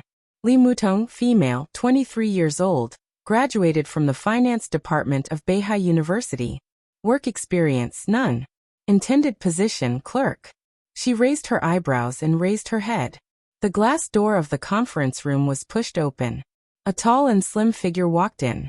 Hiishue's eyes flashed a touch of astonishment, and then she was completely stunned. She didn't even hear the smile on the other side's face. The deputy CEO said that the candidate had a good image. Only when she saw Li Mutong in person did Hiishue understand what this sentence meant. Exquisite short hair, beautiful face, clean eyes, simple dress, she was quiet. She stood there, but her whole body seemed to be glowing, which made people involuntarily focus their eyes on her. At this moment, Hiishue couldn't even describe her feelings. Even as a woman, she had to admit that she had never seen such a beautiful person of the same sex, especially the temperament of the other party. Hiishue looked down at the resume again. 23 years old. She took a deep breath, and her eyes gradually lit up. The other party was very young, but she couldn't see the slightest childishness from her. It was a kind of indescribable maturity and elegance, but also full of vitality, quiet, indifferent, calm, and strong. Almost in an instant, Hiishue was completely conquered by the other party's image. This was the person that Sushue wanted, even if she didn't know anything. At this moment, Hiishue really thought so. Her eyes became extremely soft. She noticed that the other party's calm but not aggressive eyes were looking at her. As the CEO, she blushed and coughed. "Hello, Miss Li Mutong." "Hello." Li Mutong looked at her and said softly. Hiishue took a deep breath, calmed herself down, and said in a softer tone, "Please introduce yourself." "Okay." She nodded. "I graduated from the finance department of Beihai University, and I have a certain understanding of foreign trade. I am proficient in 4 languages, Chinese, English, Snow Country, and Germanic," and her introduction was concise but not general. Perhaps because of her beautiful voice, when she finished, the company leaders in charge of the interview all felt a little sorry. The impulse in Hiishue's heart became a reality. She just asked a question that didn't have much to do with work. "Miss Li Mutong, are you married? Do you have a boyfriend?" Her bright eyes seemed to dim for a moment, and she shook her head gently. "No, I don't have a boyfriend." Hiishue nodded. She didn't even ask for the consent of others. She said seriously, "Miss Li Mutong, I can confirm that you are the talent that our company needs. We can handle the employment procedures for you right away. In the future, I hope that you can be my special assistant." What do you think? Li Mutong was stunned, and she said softly, I applied for the position of a clerk. I think it suits me very well. Yi Shui frowned. The 4 positions that were recruited were the CEO's special assistant, financial assistant, business manager, and clerk. In her mind, Li Mutong in front of her could take any role. She didn't know why she chose a clerk. Was it because she had no work experience? When she was about to speak, Li Mutong smiled. I insist. Oh, okay. Okay. Yi Shui was stunned, and she took the initiative to reach out her hand. Then, welcome to Su Shui. Thank you. Li Mutong smiled. Yi Shui no longer had the slightest interest in the second interview. She smiled and said, let's go. I'll take you to handle the employment procedures. You can start work tomorrow. By the way, let's exchange numbers. Where do you live? In the constant questioning, the 2 of them walked out one after another. With Yi Shui's personal accompaniment, the employment procedures were completed very quickly. When Li Mutong walked out of the Su Shui trading building with the work pass, the autumn rain was still falling endlessly. She looked up at the rainy sky. After a moment of silence, she gently raised her hand and hung the light blue work pass on her snow-white neck. Under the autumn rain, she smiled extremely brightly. All the burdens and entanglements seemed to have completely left her. She turned her back to the place where she was going to work, facing the autumn wind and rain, and opened her hands. So relaxed. Like a new life.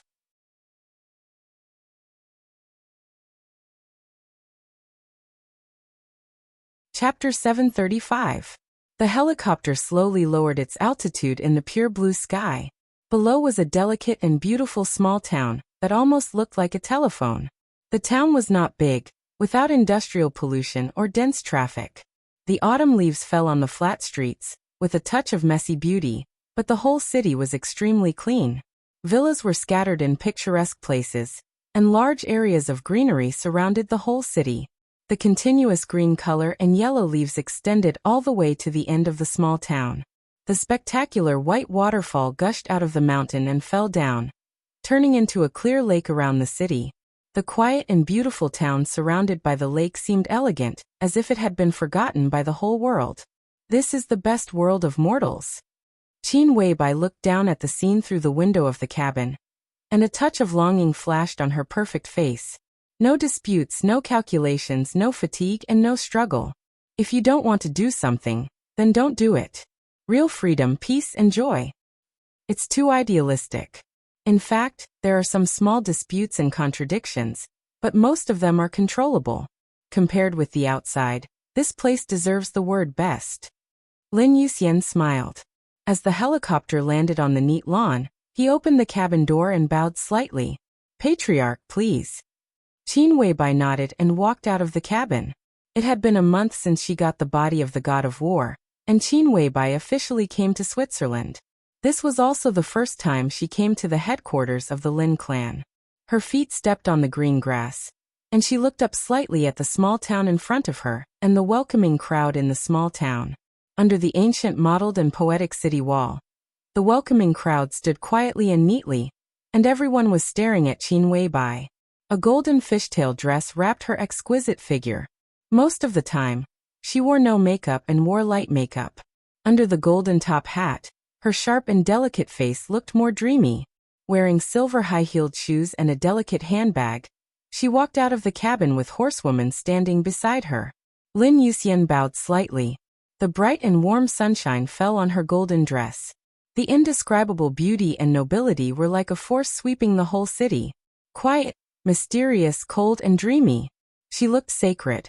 This was the first time that Qin Weibai came to the headquarters of the Lin clan, Wolfrey Heights. It was also the first time that the new patriarch of the Lin clan came to Wolfrey Heights. Before that, the patriarchs of the branches of the Lin clan scattered around the world all rushed back to Wolfrey Heights. The relationship between the headquarters of the Lin clan and the major branches had always been very loose. The headquarters provided the necessary development funds for the branches in the early stage, and after the branches matured, they also had to fulfill the responsibility of supporting the headquarters in terms of funds. Simply put, the headquarters and the major branches usually had no contact with each other except for receiving the funds from the major branches. Only when a branch encountered a great problem would the branch contact the headquarters and apply for arbitration from the headquarters. There had always been only one result of the arbitration, that was, the branch naturally helped the branch. The Lin clan would draw up a support plan as soon as possible. It was possible to ask other branches to give financial support, human support, or even military support and technical support to the branch in need of help. The Lin clan, which had developed for hundreds of years, had never interfered with the development of the branches. The major branches were densely packed on the genealogy, which could be described as various. There were consortiums in Europe, gangsters in North America, drug lords in South America, and warlords in Africa. No matter what kind of support a branch needed for help, the Lin clan could always give it what it needed at the first time. When a branch encountered a disaster, the patriarch of the headquarters would even intervene in person. For hundreds of years, the headquarters of the Lin clan had an expert at the peak of the invincible realm in each generation, which was also one of the keys to the headquarters' transcendent status. In general, the headquarters of the Lin clan had been living a peaceful life for hundreds of years. What they had done most was to coordinate the relationship between the major branches, give some help when necessary, and take back some money. The branches did not give much to the headquarters. The headquarters did not give much to the branches either.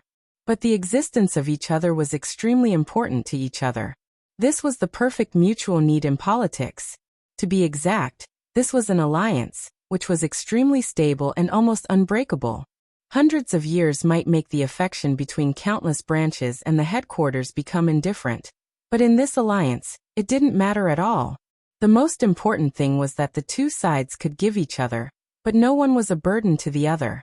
The headquarters did not need the money and power of the branches. Money, power, and status, to put it bluntly, were all external forces. Whether these things were important or not depended on what they could do. And if these things could be done, the headquarters could also do it. They received feedback from the major branches and could do almost everything. When the headquarters had so much money that they couldn't even count it, what was the point of the so-called interests? Similarly, the life in the headquarters was not what the major branches liked. That kind of leisure and freedom might be accepted by the majority of people, but it was not suitable for ambitious people. They could do whatever they wanted in the outside world, had money and power, and had strong support from all over the world. They did not covet the headquarters, and even if they did, what could they covet? The headquarters had almost no requirements for them. They were a group of carefree, lazy people. What they usually did was to coordinate the work of the major branches and be impartial. Even if they wanted to usurp the throne and become the patriarch of the headquarters, they still had to do this kind of work. They might not do it, but this was equivalent to destroying the survival mode of the entire Lin clan. The major branches would not agree, and those who didn't want to do this work would mostly set up new branches instead of usurping the throne, because the consequences of failure would be serious, and there would be no benefits if they succeeded. On the contrary, the more stable the core position of the headquarters was, the more stable the development of the major branches would be. This was a real win-win situation. This kind of alliance model was diametrically opposed to the way the Wang family of Beihai gathered all the branches. The Lin clan's approach would reduce the cohesion within the clan.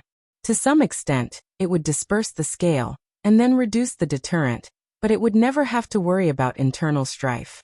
This kind of alliance was extremely stable. As long as they did not encounter an unimaginable foreign enemy that fundamentally destroyed the headquarters and all the branches of the Lin clan. This model of the Lin clan could develop for 500 years, 1,000 years, or even longer. The most important condition of this model was that there must be an expert in the headquarters who could control the situation, not only in the Lin clan, but also in the entire dark world. For example, Lin Fengting now. The idea of the Wang family of Beihai was undoubtedly to strengthen the cohesion within the family without limit. In the entire Beihai province, there were 7 sword-holding families, and dozens of branches of the Wang family of Beihai were all gathered together. While they shared interests with each other, sometimes it was tantamount to forcing the branches to be loyal to the family. This kind of forced cohesion was undoubtedly the most terrible at times. This was also the fundamental reason why the Wang family of Beihai had been the #1 power in the dark world for hundreds of years. However, the strong centralization of power would also lead to increasing conflicts of interests, so the Wang family of Beihai had never been calm. When the contradictions accumulated to a certain extent, reshuffling became a fixed procedure. Therefore, for hundreds of years, the Wang family of Beihai would almost break out a very fierce internal conflict every once in a while. It might last for decades, or it might last for hundreds of years. For example, the rift between Wang Qinglei and Wang Tianzong was getting clearer and clearer. Similar situations had played out several times in the past. This kind of absolute crisis also contained huge opportunities. If the Wang family of Beihai did not handle it well, it would fall apart. Once the reshuffling was successful, the Wang family of Beihai would be reborn, and the cohesion of the whole Beihai would return to its peak state. During that period, they were often the most invincible force in the dark world. They would quickly strengthen themselves in this process. Then, as time went by, they would wait for new contradictions to break out, reshuffle again, and become stronger again. Just like the current Wang family of Beihai, Wang Tianzong was missing. Wang Xiaoyao openly rebelled. The deterrent power of the Wang family of Beihai was reduced to the lowest point. But as long as the Wang family of Beihai could survive the current difficulties and wait for the two brothers Wang Tianzong and Wang Xiaoyao to decide the winner, as long as the Wang family of Beihai was still there, they would still stand at the peak of the dark world for at least the next decades or hundreds of years. One was to control the major branches and frantically centralize power to increase the overall strength. The other was to let all the branches go. And most of the time, they did not care about anything and stood aloof from the world. These were the two completely different development models of the Wang family and the Lin clan. Qin Weibai could not tell the difference between the two development models, but she could clearly see that they were two different development concepts. It was like seeing the characters of the ancestors of the Wang family and the Lin clan. This was the origin of the two families, and it was also the development model that continued to this day. The first chosen one of the Wang family of Beihai always believed in his family. He thought that the whole could defeat everything by gathering all the forces. So there was the current Wang family of Beihai. For hundreds of years there were ups and downs. Even if it was temporarily underestimated, it still had the power to return to the peak. The first war god of the Lin clan always believed in individuals. He believed that an invincible individual could sweep the whole world. So there was the current Lin clan.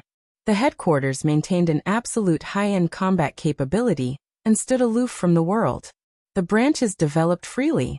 For hundreds of years, they had no ups and downs, never fell into underestimation, and never set foot on the peak. They had always stood in a position that was within reach of the peak, neither advancing nor retreating. Their stability was chilling. Qin Weibai stood there quietly. No one knew what she was thinking in such a short time. The heads and representatives of the major branches of the Lin clan also stood quietly, looking at their new patriarch. She was not an invincible realm expert, but this was the choice of Lin Fengting, the strongest expert in the dark world. Qin Weibai took a step forward. Golden dress, silver shoes, perfect face, dreamlike, sacred and noble. Hello. Her voice sounded in front of Worry-Free Villa, clear and light. Everyone bowed slightly at the same time. Patriarch. Qin Weibai nodded. Let's go back and talk. She walked to the city gate. She said go back, not go in. It seemed that from this moment on, she had officially entered the role of the patriarch. It might take a long time to think, but a decision often took only a moment. She was the patriarch of the Lin clan, and the direction of the Lin clan for the next few decades would be controlled by her. Judging from the current situation in the dark world, the Lin clan was in a really good situation. Because Lin Fengting's realm was too high. Wang Tianzong's injury could not be healed in a short time. The same was true of Li Guangtu. Lin Fengting was the only one who had broken through the peak of the invincible realm, and could restore a certain amount of combat capability in a short time. This time, the peak of the entire dark world was really in front of the Lin clan. As long as they reached out, They could replace the position of the Wang family of Beihai.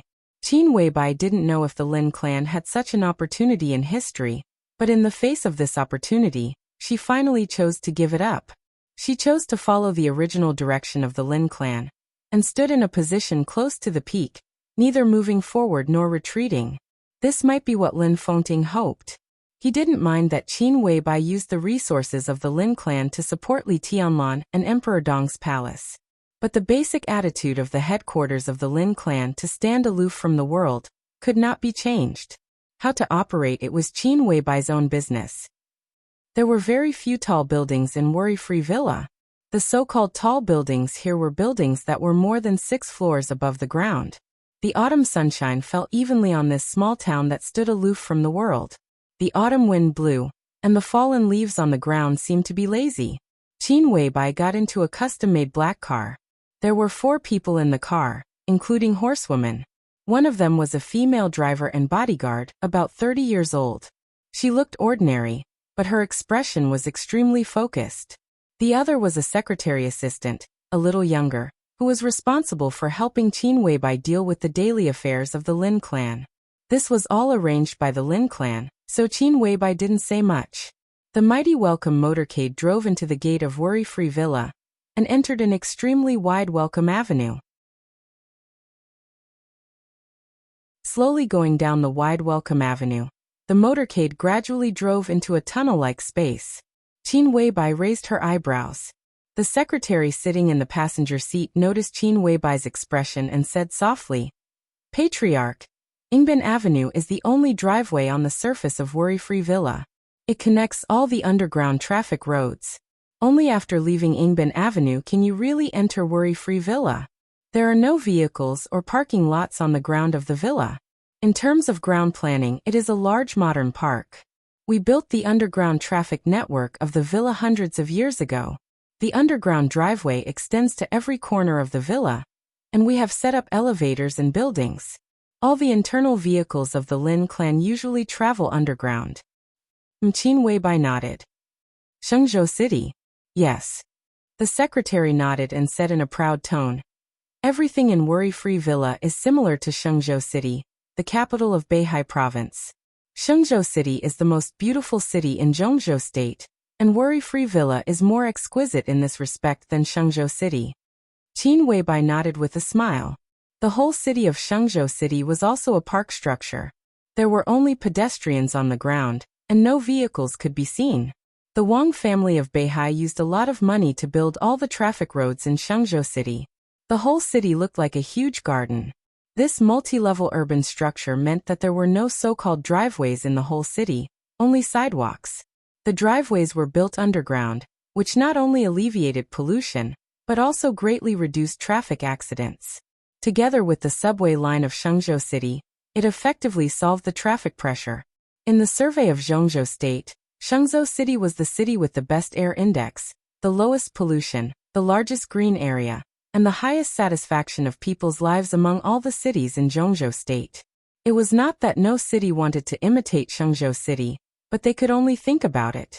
Such a transformation was equivalent to rebuilding a city. Not only would it waste a city's financial income for many years, but Yuzhou could not approve the project. At present, Shenzhou City was the only city in Zhongzhou State that needed this kind of ridiculously expensive transformation. "It is indeed more exquisite than Shenzhou City," Qin Weibai said. She had been to Shenzhou City more than once. Bicycles could occasionally be seen on the ground of Shenzhou City. And in Worry-Free Villa, what was a bicycle? Perhaps most people did not have this concept. "How many people are in the villa now? How big is the villa?" Qin Weibai asked. The secretary thought for a moment and said accurately, "The villa covers an area of about 40 square kilometers.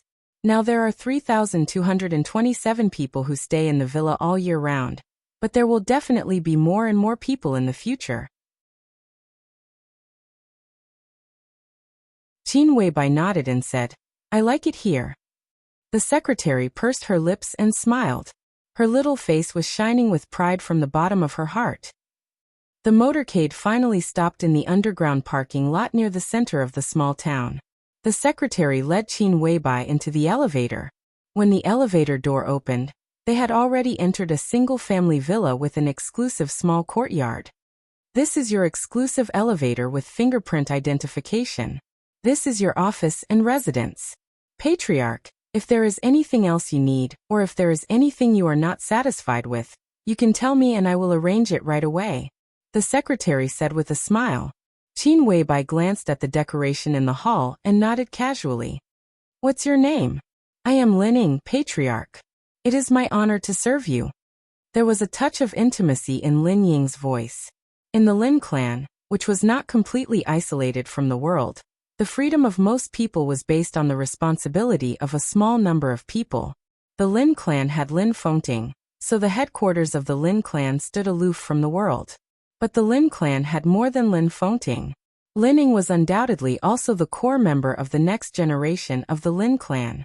The fact that she could be called the secretary of the patriarch of the Lin clan had already explained this.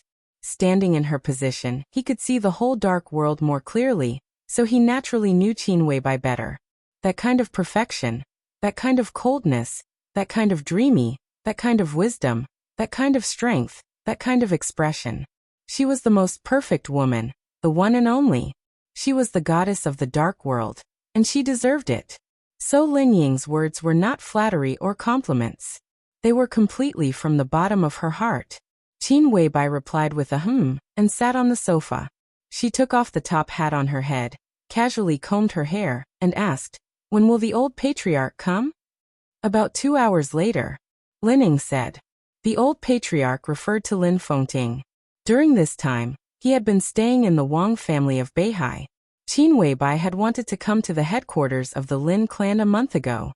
Lin Fengting knew very well why she came here and reminded her that the situation of the person she wanted to see was very unstable. It was better to stay in Yuzhou to deal with some other things. Qin Weibai waited patiently for nearly a month, and then received a call from Lin Fengting. Although they did not come to Switzerland together, they would arrive on the same day. Qin Weibai thought for a moment and said slowly, "In this case, inform the representatives of the major branches that they don't need to come here now. At 7 o'clock in the evening, we'll have a meeting. I need to rest for a while." Okay. Lining nodded and waited for a few seconds. Seeing that Qin Weibai had no other orders, she bowed slightly and left the villa. Qin Weibai was silent for a moment and reached out to Horsewoman. Horsewoman carefully put down a small backpack on her back, took out a square box from the backpack, and carefully placed it in front of Qin Weibai. Her eyes were a little complicated and excited. Qin Weibai looked at the box with a somewhat complicated expression. "Thank you." Horsewoman suddenly spoke. Her tone was very sincere and serious. Since she got the body of the war god, she became more and more respectful to Qin Weibai. Even saint and military counselor became more and more respectful to her. Qin Weibai shook her head tiredly and said faintly, "You shouldn't say thank you." Horsewoman was stunned. She smiled bitterly and did not speak. "Do you know why I must have this half of the body of the war god?" Qin Weibai said softly, "If I give up this thing, I can get more things. For me and Emperor Dong's palace, the price that the Wang family of Beihai is willing to pay for this half of the body of the war god is even beyond your imagination. To save people." Horsewoman said respectfully, "Then why should I save people?" Qin Weibai raised the corner of her mouth slightly with a sneer. "I don't know how to view my relationship with her, but if I say that I am the one who wants her dead the most, no one can object, right?" Horsewoman's eyes froze. She looked at Qin Weibai and did not speak. There were too many seemingly incredible relationships that were difficult to define. She did not understand the current Qin Weibai, but she also understood the current Qin Weibai very well. She understood her pride. From this point of view, Qin Weibai was indeed the one who wanted her dead the most. This was a fact that could not be denied. Qin Weibai stood up and walked to the bedside. She looked at the sky of the Lin clan through the window and said softly, "I don't owe her anything. She changed my fate, and I also changed her fate. We are even. Don't you think so?" Horsewoman frowned and finally said yes. "So when she wakes up, I want her to give my man back to me. I don't need her charity, but she owes me, and I want to get it back." Qin Weibai's delicate and dreamy face was expressionless, but her bright eyes flashed with incomparably clear stubbornness and pride. Me loving him and her asking me to love him are two different things. The clouds passed over the clear sky. Qin Weibai looked up at the blue sky, and her voice was soft but insistent. Horsewoman thought of a saying. The biggest enemy in everyone's life was no one else.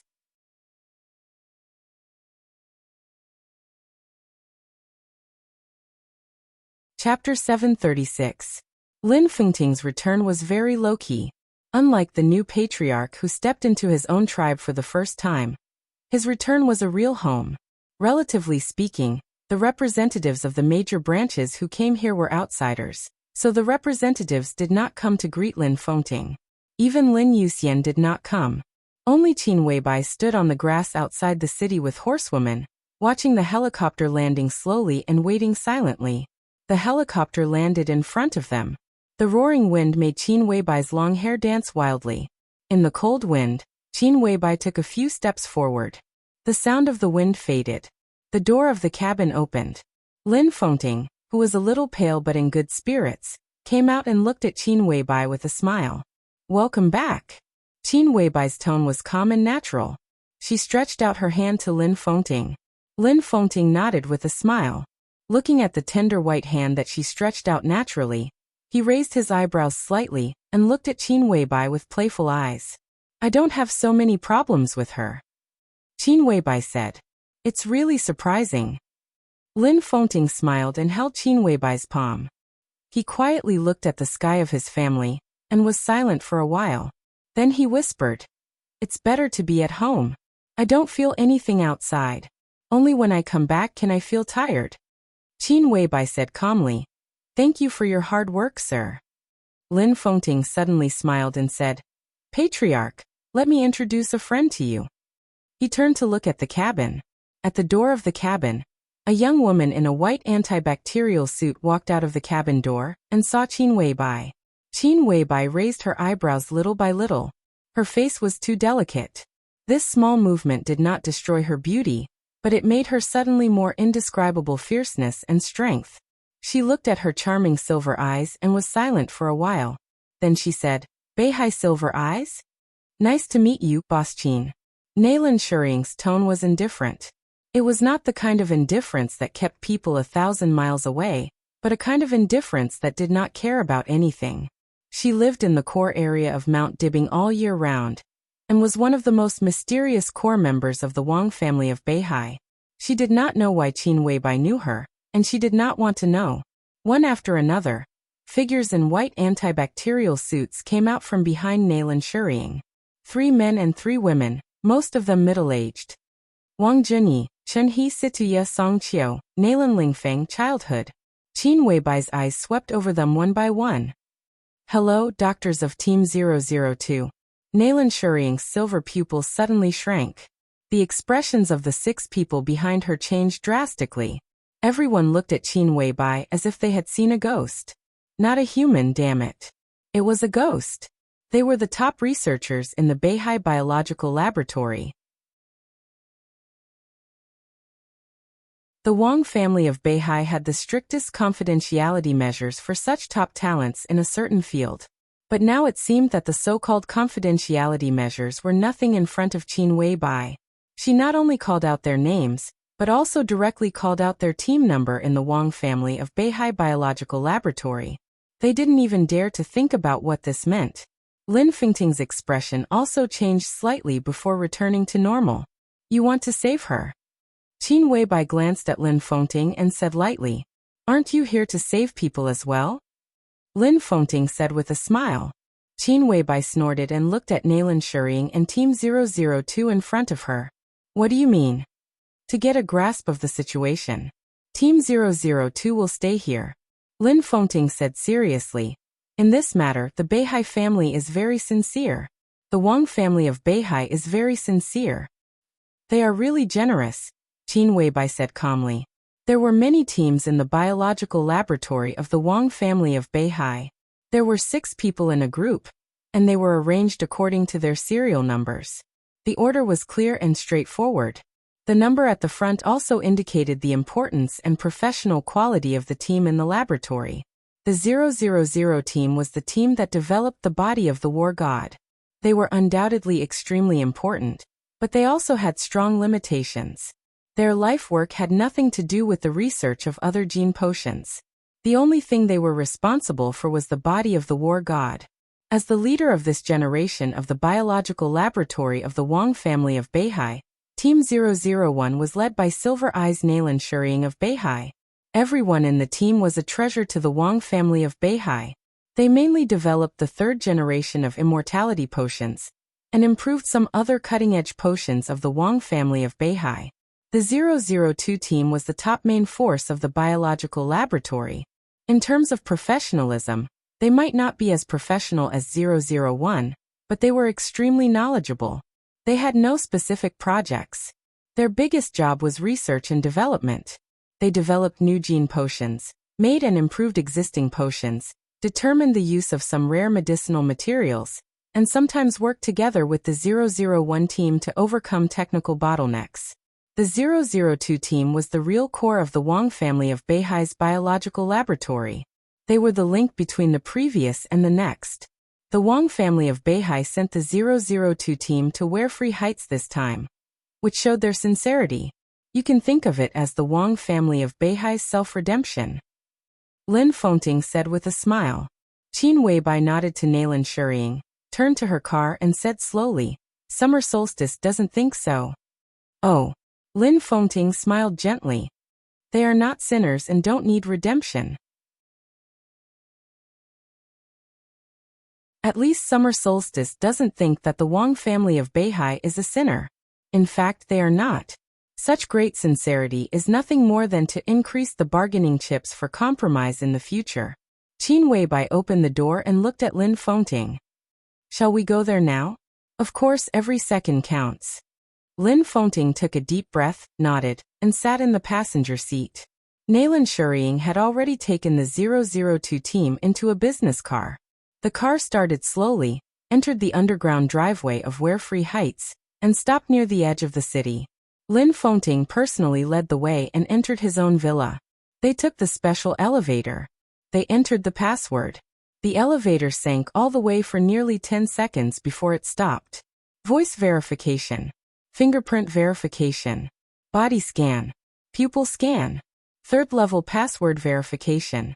After a series of tedious processes, the elevator door finally opened. What appeared in front of everyone was a metal passage shrouded in soft light. "Is this the biological laboratory of the Lin clan?" Nalen Shuriying, who had been silent, asked curiously. "Yes." Lin Fengting nodded. Compared with the laboratory of the Wang family of Beihai, the scale is still a little smaller, and the equipment is slightly worse. The new equipment from the Wang family of Beihai is already on the way, and it will take about a week to arrive. Nalen Shuriying followed Lin Fengting out of the elevator, frowned, and said, "Only the new equipment in Beihai can record the most detailed data of the injured's body. The data of the current equipment may be biased. The deviation won't be very big. Dr. Nalen, I'll have to trouble you for the next week. When the new equipment arrives, we will give you the detailed data of the injured as soon as possible. Then someone will pick you up and take you to Xianyuan City in Tiannan," Lin Fengting said in a gentle voice. Nalen Shuriying hesitated and nodded. Xianyuan City in Tiannan. That was where she would work in the future. She would work for Dong Huang, who had been imprisoned in the desert prison, instead of for the Wang family of Beihai. This was the deal between Li Tianlan and Summer Solstice. Or it could be said that it was one of the terms of the compromise of the Wang family of Beihai. She would leave Beihai and build a new biological laboratory for Emperor Dong's palace with several core technologies in the biological laboratory. This process would last for 10 years.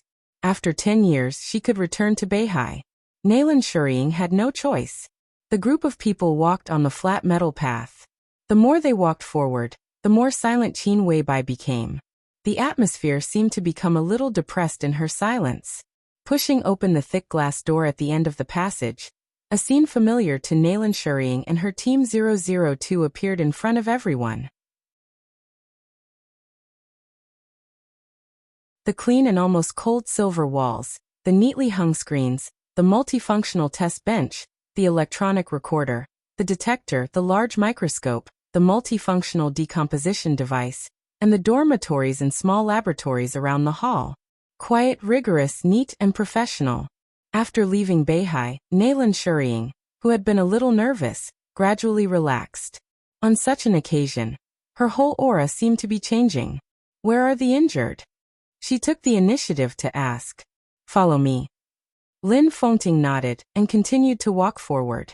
He pushed open the door of the conference room, entered a coffee room in the conference room, and calmly opened a dark room in the coffee room. A dark passage appeared in front of everyone. Lin Fengting took the lead and walked in. The passage was not long.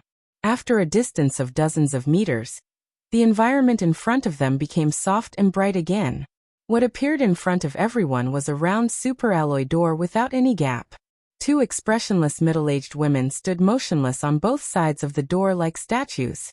Everyone couldn't help but look at each other with solemn hearts. At the same time, they were curious about the identity of the person behind the door who needed such strict protection.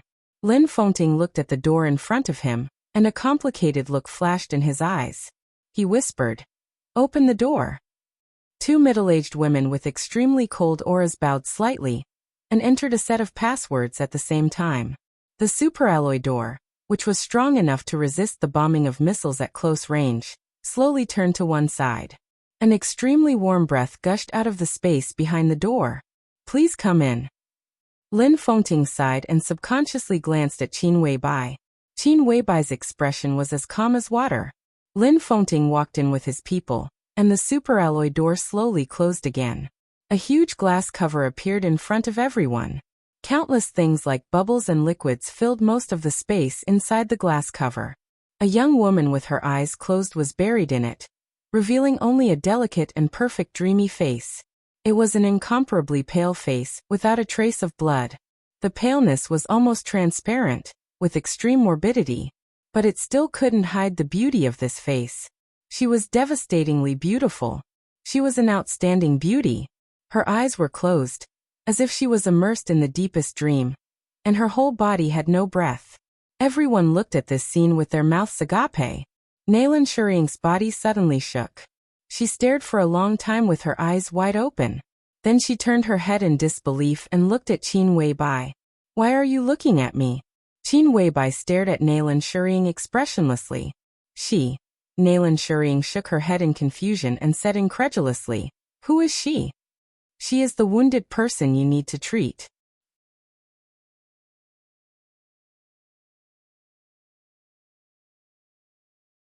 Chapter 737. Nayland Shuriying turned her head again, looked at the woman in the glass cover, and took a deep breath.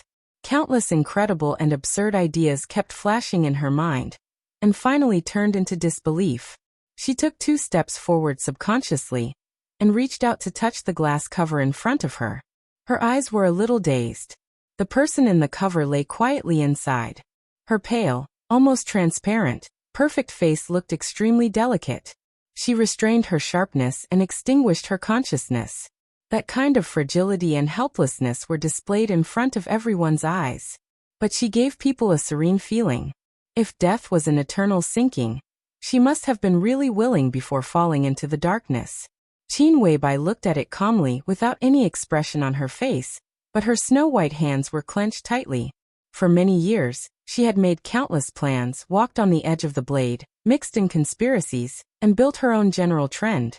The trip to Europe, the Samsara Palace, the 12 Supermasters, the extermination of Night Spirit, the Blue Sky Underworld, the Emperor Weapons Mountain, the decisive battle in Heaven Capital, the chaos in Eastern Europe, the Judgment Day, the Termination Day, Mormons, and the Eternal Sword. She said she had been happy. Qin Weibai believed her. But every time Qin Weibai saw her, she planned all of this in an extremely cautious manner. The strength that she showed to the outside world on the basis of countless plans made her an extremely dazzling woman in the dark world. But every time Qin Weibai saw her, she could only feel the extreme sense of exhaustion and expectation from her. She had really used up all her means, all her trump cards, and offered everything she had. The end of Eastern Europe, and the end of the dark world. In the frenzied general trend, She personally pierced his chest, stained with blood, with all she had, what she missed, and what she was attached to, all her deep feelings and reluctance. Rising. Burning. The eternal sword. Countless obsessions completely ended at that moment. She seemed to have let go of a lot of things, but there was only one thing she could not let go.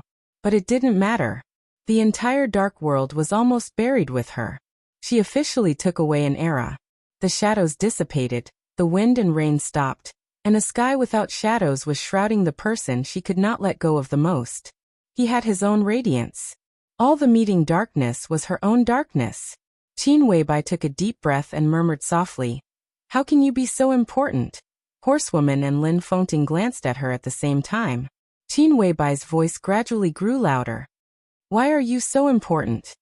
The knight's expression changed. Lin Fengting narrowed his eyes. Qin Weibai walked to the glass cover and looked at the transparent figure inside, who could be said to be infinitely close to death. She said very seriously, "I'm not convinced." The woman in the glass cover closed her eyes and did not respond. She was like the most exquisite and perfect work of art. Quiet, beautiful, gorgeous, dreamy, but without the slightest vitality. Qin Weibai turned to look at Nalan Shuriying beside her and said in a tough tone, "Save her." Nalan Shuriying glanced at Qin Weibai.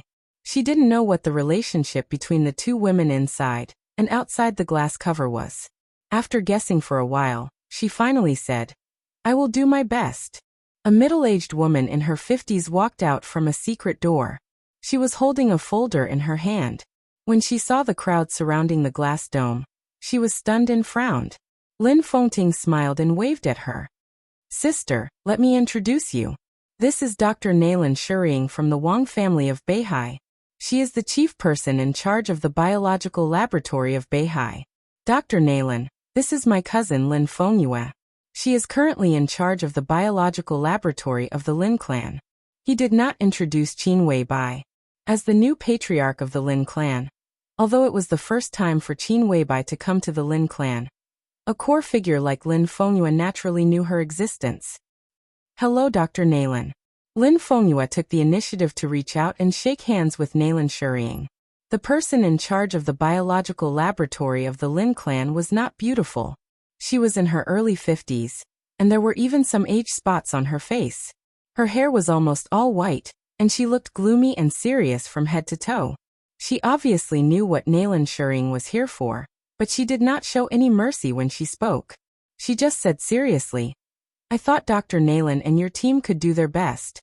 It is said that the biological laboratory of the Wang family of Beihai is unparalleled in the world. I am not convinced. Dr. Nalan, I hope you can prove this to me." Nalan Shuriying nodded and did not take it seriously. "I need the physical data and brainwave records of the injured, as well as the report of cell activity in the past 72 hours, blood tests, body x-rays, and your conclusions." Lin Fengyue took a deep look at her, handed the folder in her hand to Nalan Shuriying, and sighed. "Most of the things you want are here. Please come with me. At present, the data of the injured are at the lowest point. Many of the data are even lower than the theoretical survival data. We have tried various methods. We have tried all kinds of methods. We have used a lot of recovery drugs, but it didn't work. The method you see now is the result of our best efforts."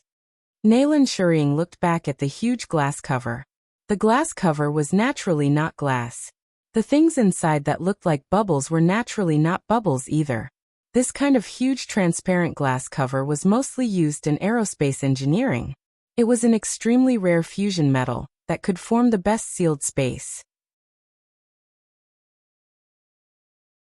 The foam inside was a semi-solid nutrient solution that had a large amount of restorative drugs added into it. This nutrient solution was very airtight and easy to absorb. It was also at a constant temperature and was soft enough to not harm the injured person's body. Not only could it better maintain her almost completely exhausted vitality, but the greatest role that the nutrient solution could play was just maintenance.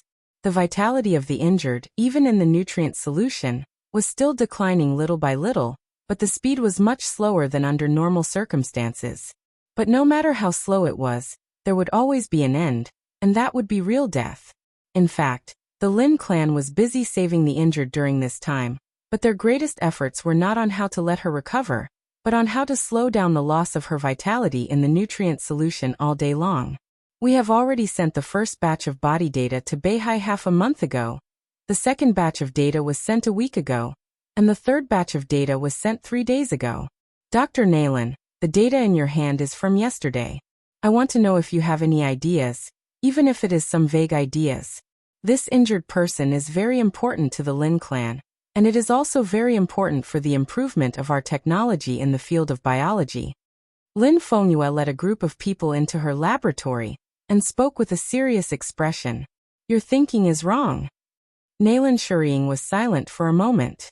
It doesn't work to slow down the loss of the injured person's vitality. It doesn't even make sense. At present, the most important thing is her body.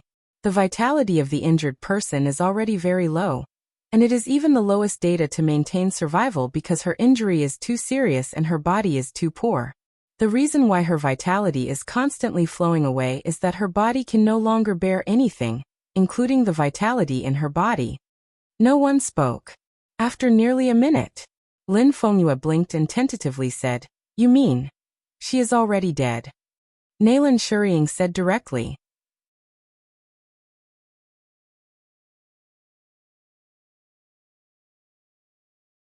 Chapter 738. What nonsense are you talking about? Just as Naylan Shuriying's voice fell, Knight's somewhat angry voice suddenly sounded. Dr. Lin just said that she still has vitality.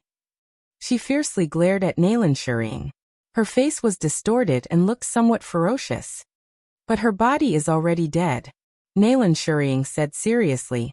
Vitality is the guarantee to support the survival of the body. As long as the body exists, vitality can't keep flowing away. The Lin clan's way of dealing with it is very professional. Under such circumstances, her vitality is still declining, which can only mean that her body is dead. That vitality is the last trace of activity of this body. A dead body naturally can't retain vitality. The Lin clan's current method is equivalent to forcibly keeping a person who is about to die, which is like defying the heavens. The knight's body shook violently, his face as pale as snow. Is there any other way? Lin Fengyue said in a low voice. He had never thought that the situation would be so bad. Fuse. Naylan Shuriying said calmly. This is the only way I can think of to strengthen her already dead body and temporarily fuse her vitality with this body. This. The corners of Lin Fengyue's mouth twitched. In the end, she couldn't help but smile bitterly. Our Lin clan doesn't have such a technique. As far as I know, the so-called fusion technique is only in theory. Even if we can do it, the vitality in the injured person's body won't be enough to support this body. That vitality is too little for a dying person. Yes, so once the fusion is successful, the data we get will be even worse than it is now, much worse.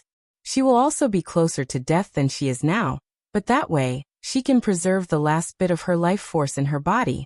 Naylan Shuriying's voice grew calmer and calmer. Beads of sweat appeared on Lin Fengyue's forehead. It's worse than the current data, she whispered to herself with an ugly expression on her face. This state. Neither dead nor alive. Naylan Shuriying said slowly. Right now the remaining vitality is not enough to support her life. Once the vitality completely fuses with the body, in the biological sense, she is no longer a living person, just not dead. How to fuse them? Lin Fengyue shook her head and said, There's no time. Naylan Shuriying turned to look at Qin Weibai. Before I came here, Aunt Xiaji told me that you have half a body of the war god? She asked softly. The body of the god of war. Lin Fengyue was stunned. Even he didn't know what it was. Qin Weibai glanced at Horsewoman. The knight took out the small square box from his bag and handed it to Naylan Shuriying. Are you confident? Qin Weibai said solemnly. It's not a matter of confidence. Naylan Shuriying shook her head. This is the only solution. But after the fusion, what's the difference between her and being dead? Qin Weibai's tone was almost interrogative. Perhaps even she herself did not know that her current mood was quite sensitive and agitated. The biggest difference is that she's not dead. Naylan Shuriying said honestly. This explanation was so powerful that Qin Weibai was speechless for a moment. She was not dead. That was the difference. However, the injured after the fusion was no longer considered to be alive. What I need is to heal her and make her recover. Qin Weibai said coldly. After the fusion, it's just to keep her from dying completely. This is the first step. The second step is activation. Nailan Shuriying said calmly. Activation. Qin Weibai's eyes lit up. The third generation of eternal life? Have you succeeded? Nailan Shuriying gave her a strange look and narrowed her eyes. No matter how indifferent she was to the world, she could not help but be curious at this time. The other party could call out the names of everyone in Team 002, and the moment she mentioned activation, she could think of the top secret of the Wang family of Beihai, the third generation of eternal life. How much did she know about the biological laboratory of Beihai? The main function of the body of the war god was fusion, which doubled the body's endurance. The third generation of eternal life activated vitality and doubled it. This was the method that Nailan Shuriying thought of. First, she used the body of the war god to integrate the vitality of the injured with her body, and then used the third generation of eternal life to completely activate the vitality in her body to achieve the expected state of awakening. Then there was a long period of cultivation and recovery. This was also the only feasible way at present. At present, the half of the body of the war god is only a semi-finished product and can only be fused. As for strengthening the body's endurance, the effect is much weaker. The third generation of eternal life also has many technical bottlenecks, even more than the bottlenecks of the body of the war god.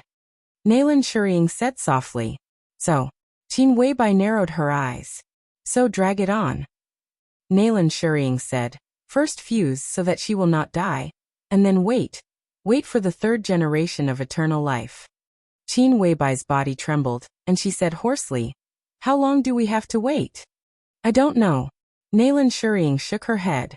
Maybe 10 years, maybe 20 years, maybe longer. She looked at Qin Weibai, and there was some sympathy in her bright silver eyes. At that time, maybe you will be old, and so will Li Tianlan. But now she is in a sealed state, and she can maintain it for a long time. Have you ever seen a science fiction movie? Some astronauts can sleep for decades in the cabin during the spacecraft's exploration of space, and their body functions will not deteriorate, and their appearance will not change. It's as if the sleeping time did not exist. Nailan Shuriying said softly. Now we don't have such technology, but this nutrition cabin can be close to this level. Coupled with the body of the war god and her current strange state, as long as the nutrition cabin is continuous, she can sleep for at least decades without any change. I think by that time, no matter how difficult it is, the third generation of eternal life should have been successfully developed. No one spoke. Everyone was silent. This method was feasible. But the key was whether Qin Weibai could afford to wait, whether the people sleeping in the nutrition cabin could afford to wait, and whether Li Tianlan could afford to wait. When they woke up, countless eras might have passed. Everyone they cared about, loved, and cared about would have become old, or even become yellow soil in history. What did it feel like? Regardless of whether it was to those who were waiting or those who were asleep, this was an unimaginable cruelty. Qin Weibai stood there and was silent for a long time. It won't be that long. A tired voice suddenly sounded. Lin Fonting looked at Nailan Shuriying. The third generation of eternal life can't break through the technical bottleneck at present, because there is not enough immortality, that is, a few core materials are missing. His tone was a little low. I will find a way to get these materials and speed up your research process. Everyone knew what he would think of. They would either find them or grab them. That was the only way. Nailan Shuriying wanted to say something, but stopped on second thought. In the end, she didn't speak and just looked at Qin Weibai. Qin Weibai didn't speak either. After a long time, Nailan Shuriying said softly, I understand how you feel, but time can't be delayed. The vitality in the patient's body is passing away every moment. The later the decision is made, the worse her condition will be after the fusion. Lin Fonting looked at Qin Weibai, and then at Nailan Shuriying. He frowned slightly and didn't speak. Qin Weibai raised her head and slowly glanced at everyone. After a long time she nodded and said, "I see."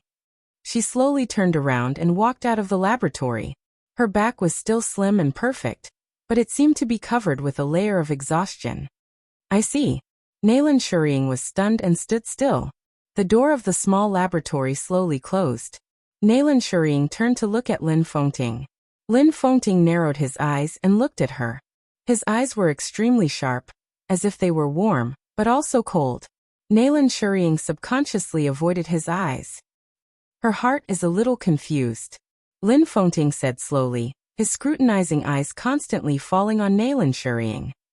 "I can understand." Nalan Shurying took a deep breath and her tone was still calm. "But I didn't. Doctor, I can understand your position, but lies are meaningless here. Do you understand?" Lin Fengting's voice became gentler and gentler. "I'm telling the truth." Nalan Shurying's fingers trembled slightly. "Her situation is indeed very serious." "I know that." Lin Fengting said lightly. "This is the truth, but the third generation of eternal life doesn't necessarily need to let the people waiting for her for a lifetime.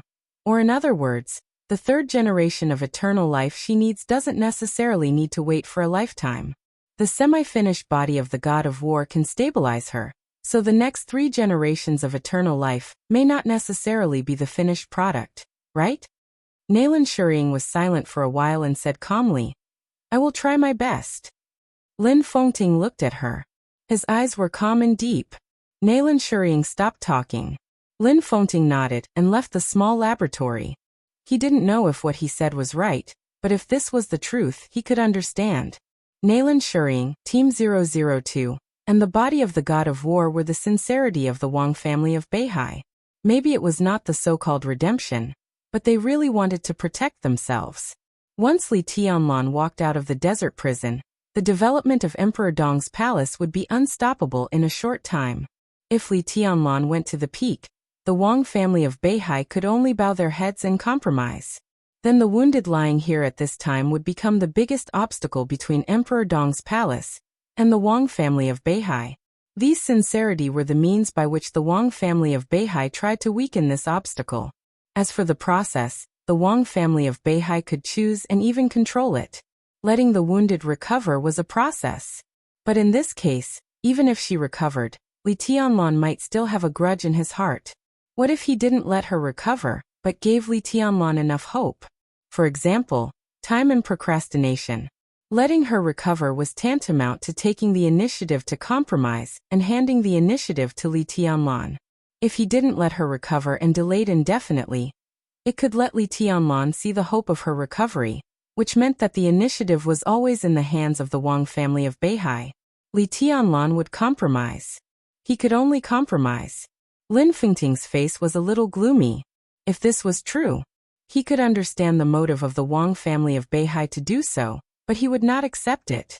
And the truth and falsehood between this was undoubtedly the most difficult to distinguish. He thought silently, closed the door, and came to the huge glass cover. Qin Weibai was standing there, looking up at the woman in the glass cover who was strong, powerful, glorious, but now could not control her own fate. She was in a daze. Lin Fengting stood there and watched for a long time, without moving.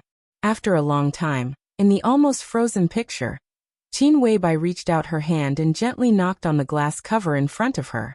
She said slowly, "I know why you did this." Her voice was so soft that it was almost a whisper. "You ended everything and tried to escape what you always didn't want to face, because you were worried that Tianlan would hate you." She was silent for a long time, looking at the unresponsive woman inside, and whispered, "But have you ever thought that if you died like this, when Tianlan found out the truth, who would he hate? Would he hate himself?" Her slender white fingers pressed hard on the glass cover, and her whole palm turned pale because of excessive force. "I hope you can recover," she whispered, "please."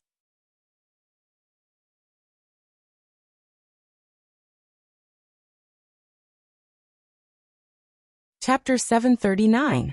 At the beginning of winter in Yuzhou, Dongqing Wudi ended another meaningless parliamentary meeting and returned to the Bai family's manor in the cold temperature. It seemed that because of the season, the Bai family's manor was getting colder and colder. The large manor looked luxurious, but it was almost desolate. As the speaker of Yuzhou, Bai Zhanfeng rarely lived in the manor. Most of the time, he stayed in the first building of the council compound in Yuzhou.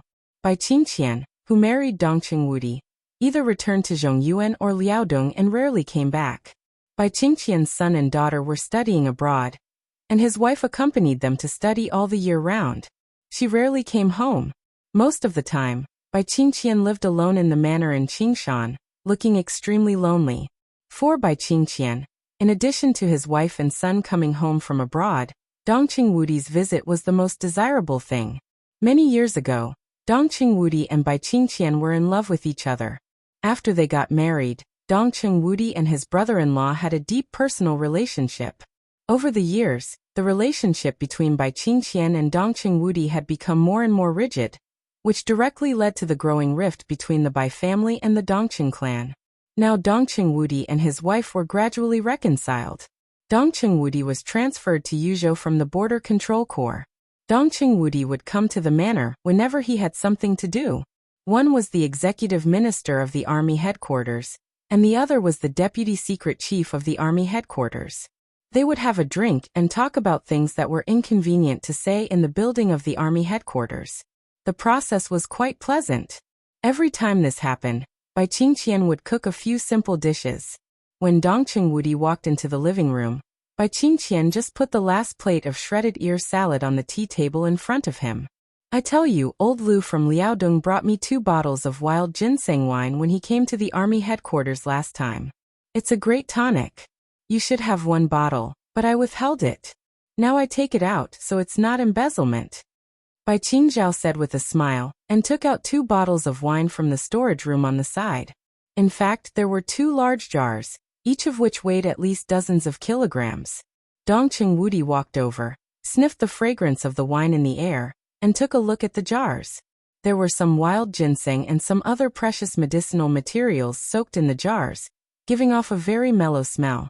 Dongqing Wudi shook his head and said, "Old Lu needs to change his addiction to alcohol. Otherwise, with his qualifications, how could he be stuck in this position? If we delay any longer, we won't have another chance." Old Lu's full name was Lu Tingbo. He was a lieutenant general of Zhongzhou State, the deputy chief of staff of the Northern Theater of Operations, and also the commander of the Liaodong military. He was slightly younger than Dongqing Wudi, and was Dongqing Wudi's absolute confidant.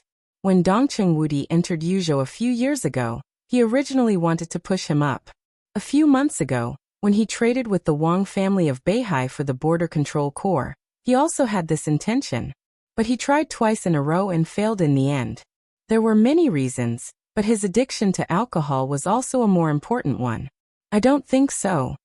Bai Qingzhao picked up an emerald spoon and scooped 20,000 bottles of wine. He shook his head and said, "At this time plus old Lu's age, it's a victory for him to keep his current position for another term." Dongqing Wudi took a sip of wine sullenly, frowned and said nothing. "The meeting didn't go well?" Bai Qingzhao asked. It had been nearly 4 months since Li Tianlan was imprisoned in the desert prison. Autumn had passed, and the cold winter enveloped Yuzhou. The atmosphere of the entire Yuzhou had become more and more depressing in 4 months. Bai Qingzhao couldn't remember how many council meetings had been held. The swords and sabers between the giants had almost filled the entire Zhongzhou state. The interior of the desert prison was still calm, but the entire Zhongzhou state had been really turbulent, and the situation was changing almost all the time. Today, Qi Baitsong was invited to attend the meeting. Dongqing Wudi was silent for a while, then said in a low voice. Bai Qingzhao suddenly raised his eyebrows, feeling a little surprised. Qi Baitsong was Qi Mulin's adoptive father, the top boss behind the Special Warfare Group, and the former minister of the army headquarters. It should have been a big deal that he was invited to attend the meeting of the giants. As the deputy secret minister of the army headquarters, it was impossible for Bai Qingzhao not to know the news. But in fact he really didn't receive any notice. The task force. Bai Qingzhao gently tested the waters. "Humph." Dongqing Wudi snorted and said gloomily. "The reports are all the same. There is no concrete evidence. I suggest that Tianlan continue to be imprisoned. Bai Qingzhao nodded. This was a normal phenomenon. In fact, suggesting that Li Tianlan continue to be imprisoned was the protection of the giant group and the Southeast group for him. This also meant that at least in the power configuration within the task force, the giant group and the Southeast group had the advantage. At least in the suggestions that the task force had reported several times, there had been no suggestion to directly execute Li Tianlan. As the game went on, the investigation went on. The task force of the Mulan treason case had become more and more luxurious. Today, for months later, Dong Qingwudi personally served as the team leader of the task force. Gu Qianchuan, the first elder of Kunlun City, served as the executive deputy team leader. Yi Dongsheng, the deputy minister of the army headquarters and the chief of general staff, served as the deputy team leader.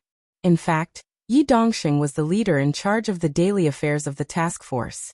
Everyone was confident about his ability. Bai Qingzhao looked at Dong Qingwudi in surprise.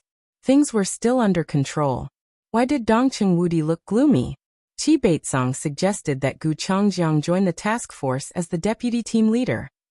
Dong Qingwudi drank the wine and said quietly, Zhou Yunhai expressed his support, and the meeting has passed.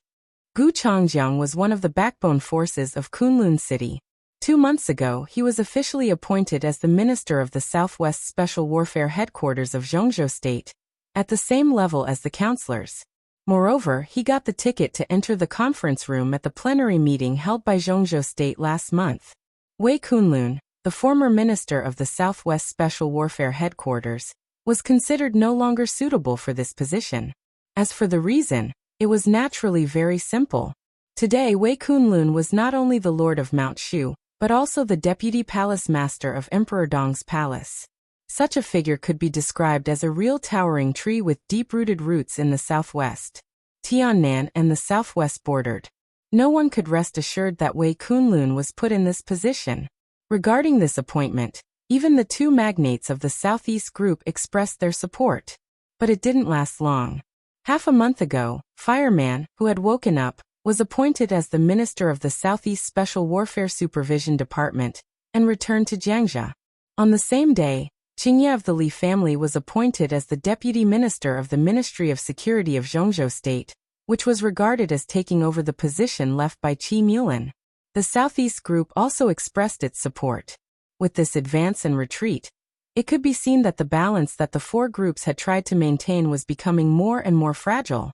There was no doubt that Gu Changjiang's entry into the task force was an aggressive move by the Prince Group and the academics. This proposal was put forward by Qi Baizong. Obviously, during the time when Gu Xingyun was recuperating and silent, Qi Baizong had already done the work of most people in the Special Warfare Group. They, who had been drifting away from the Prince Group, seemed to be getting closer to each other again. The tsunami-like pressure had become clearer and stronger with the faster and faster personnel appointments. Bai Qingzhao held the wine in his hand and thought about it seriously. Then he slowly shook his head and said, "It's okay. Yi Dongsheng can stand it." There was no doubt about Yi Dongsheng's ability, and none of the major groups would doubt it. As the god of army of Zhongzhou State, he was originally a powerful figure pushed by the Southeast group to compete with Dong Qingwudi. At the most intense moment of the competition between the two, Yi Dongsheng's voice and recognition at the top were no worse than Dong Qingwudi's.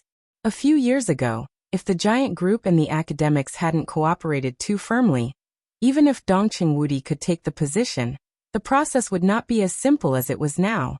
In order to stop Yi Dongsheng, the giant group was destined to pay more. Judging from the current situation, Dong Qingwudi was in the prime of his life, and the possibility of Yi Dongsheng going further was not very big.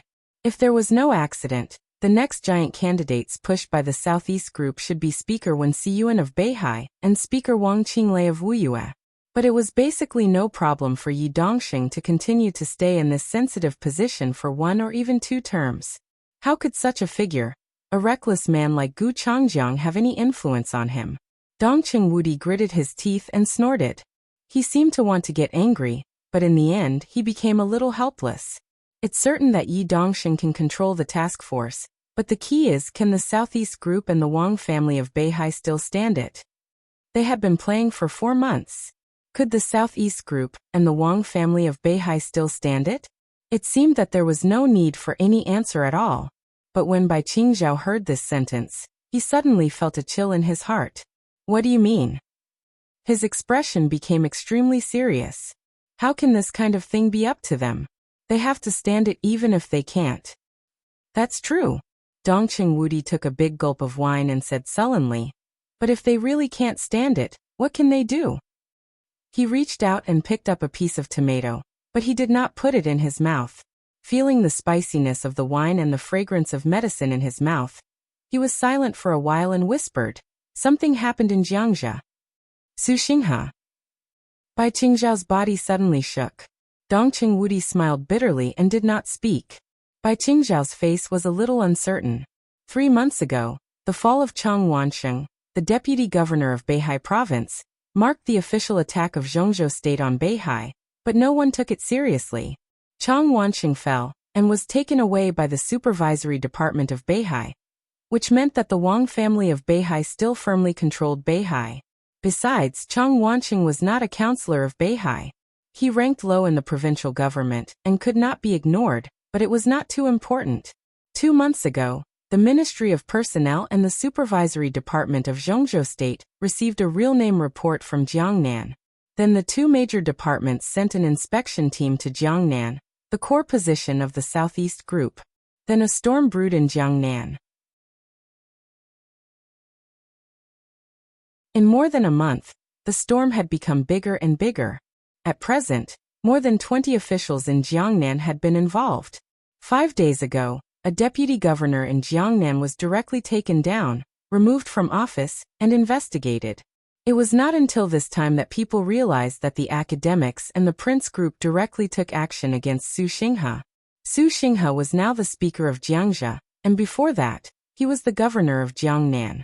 In 5 days, it was obvious that someone had raised the issue of Su Xinghe at the board meeting that had just ended.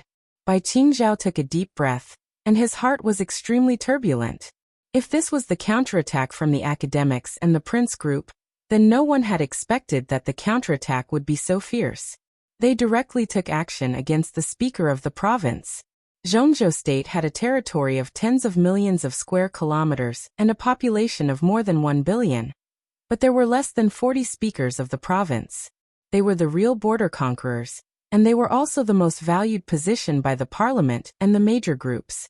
Even in the province, the weight of the governor was far less than that of the speaker.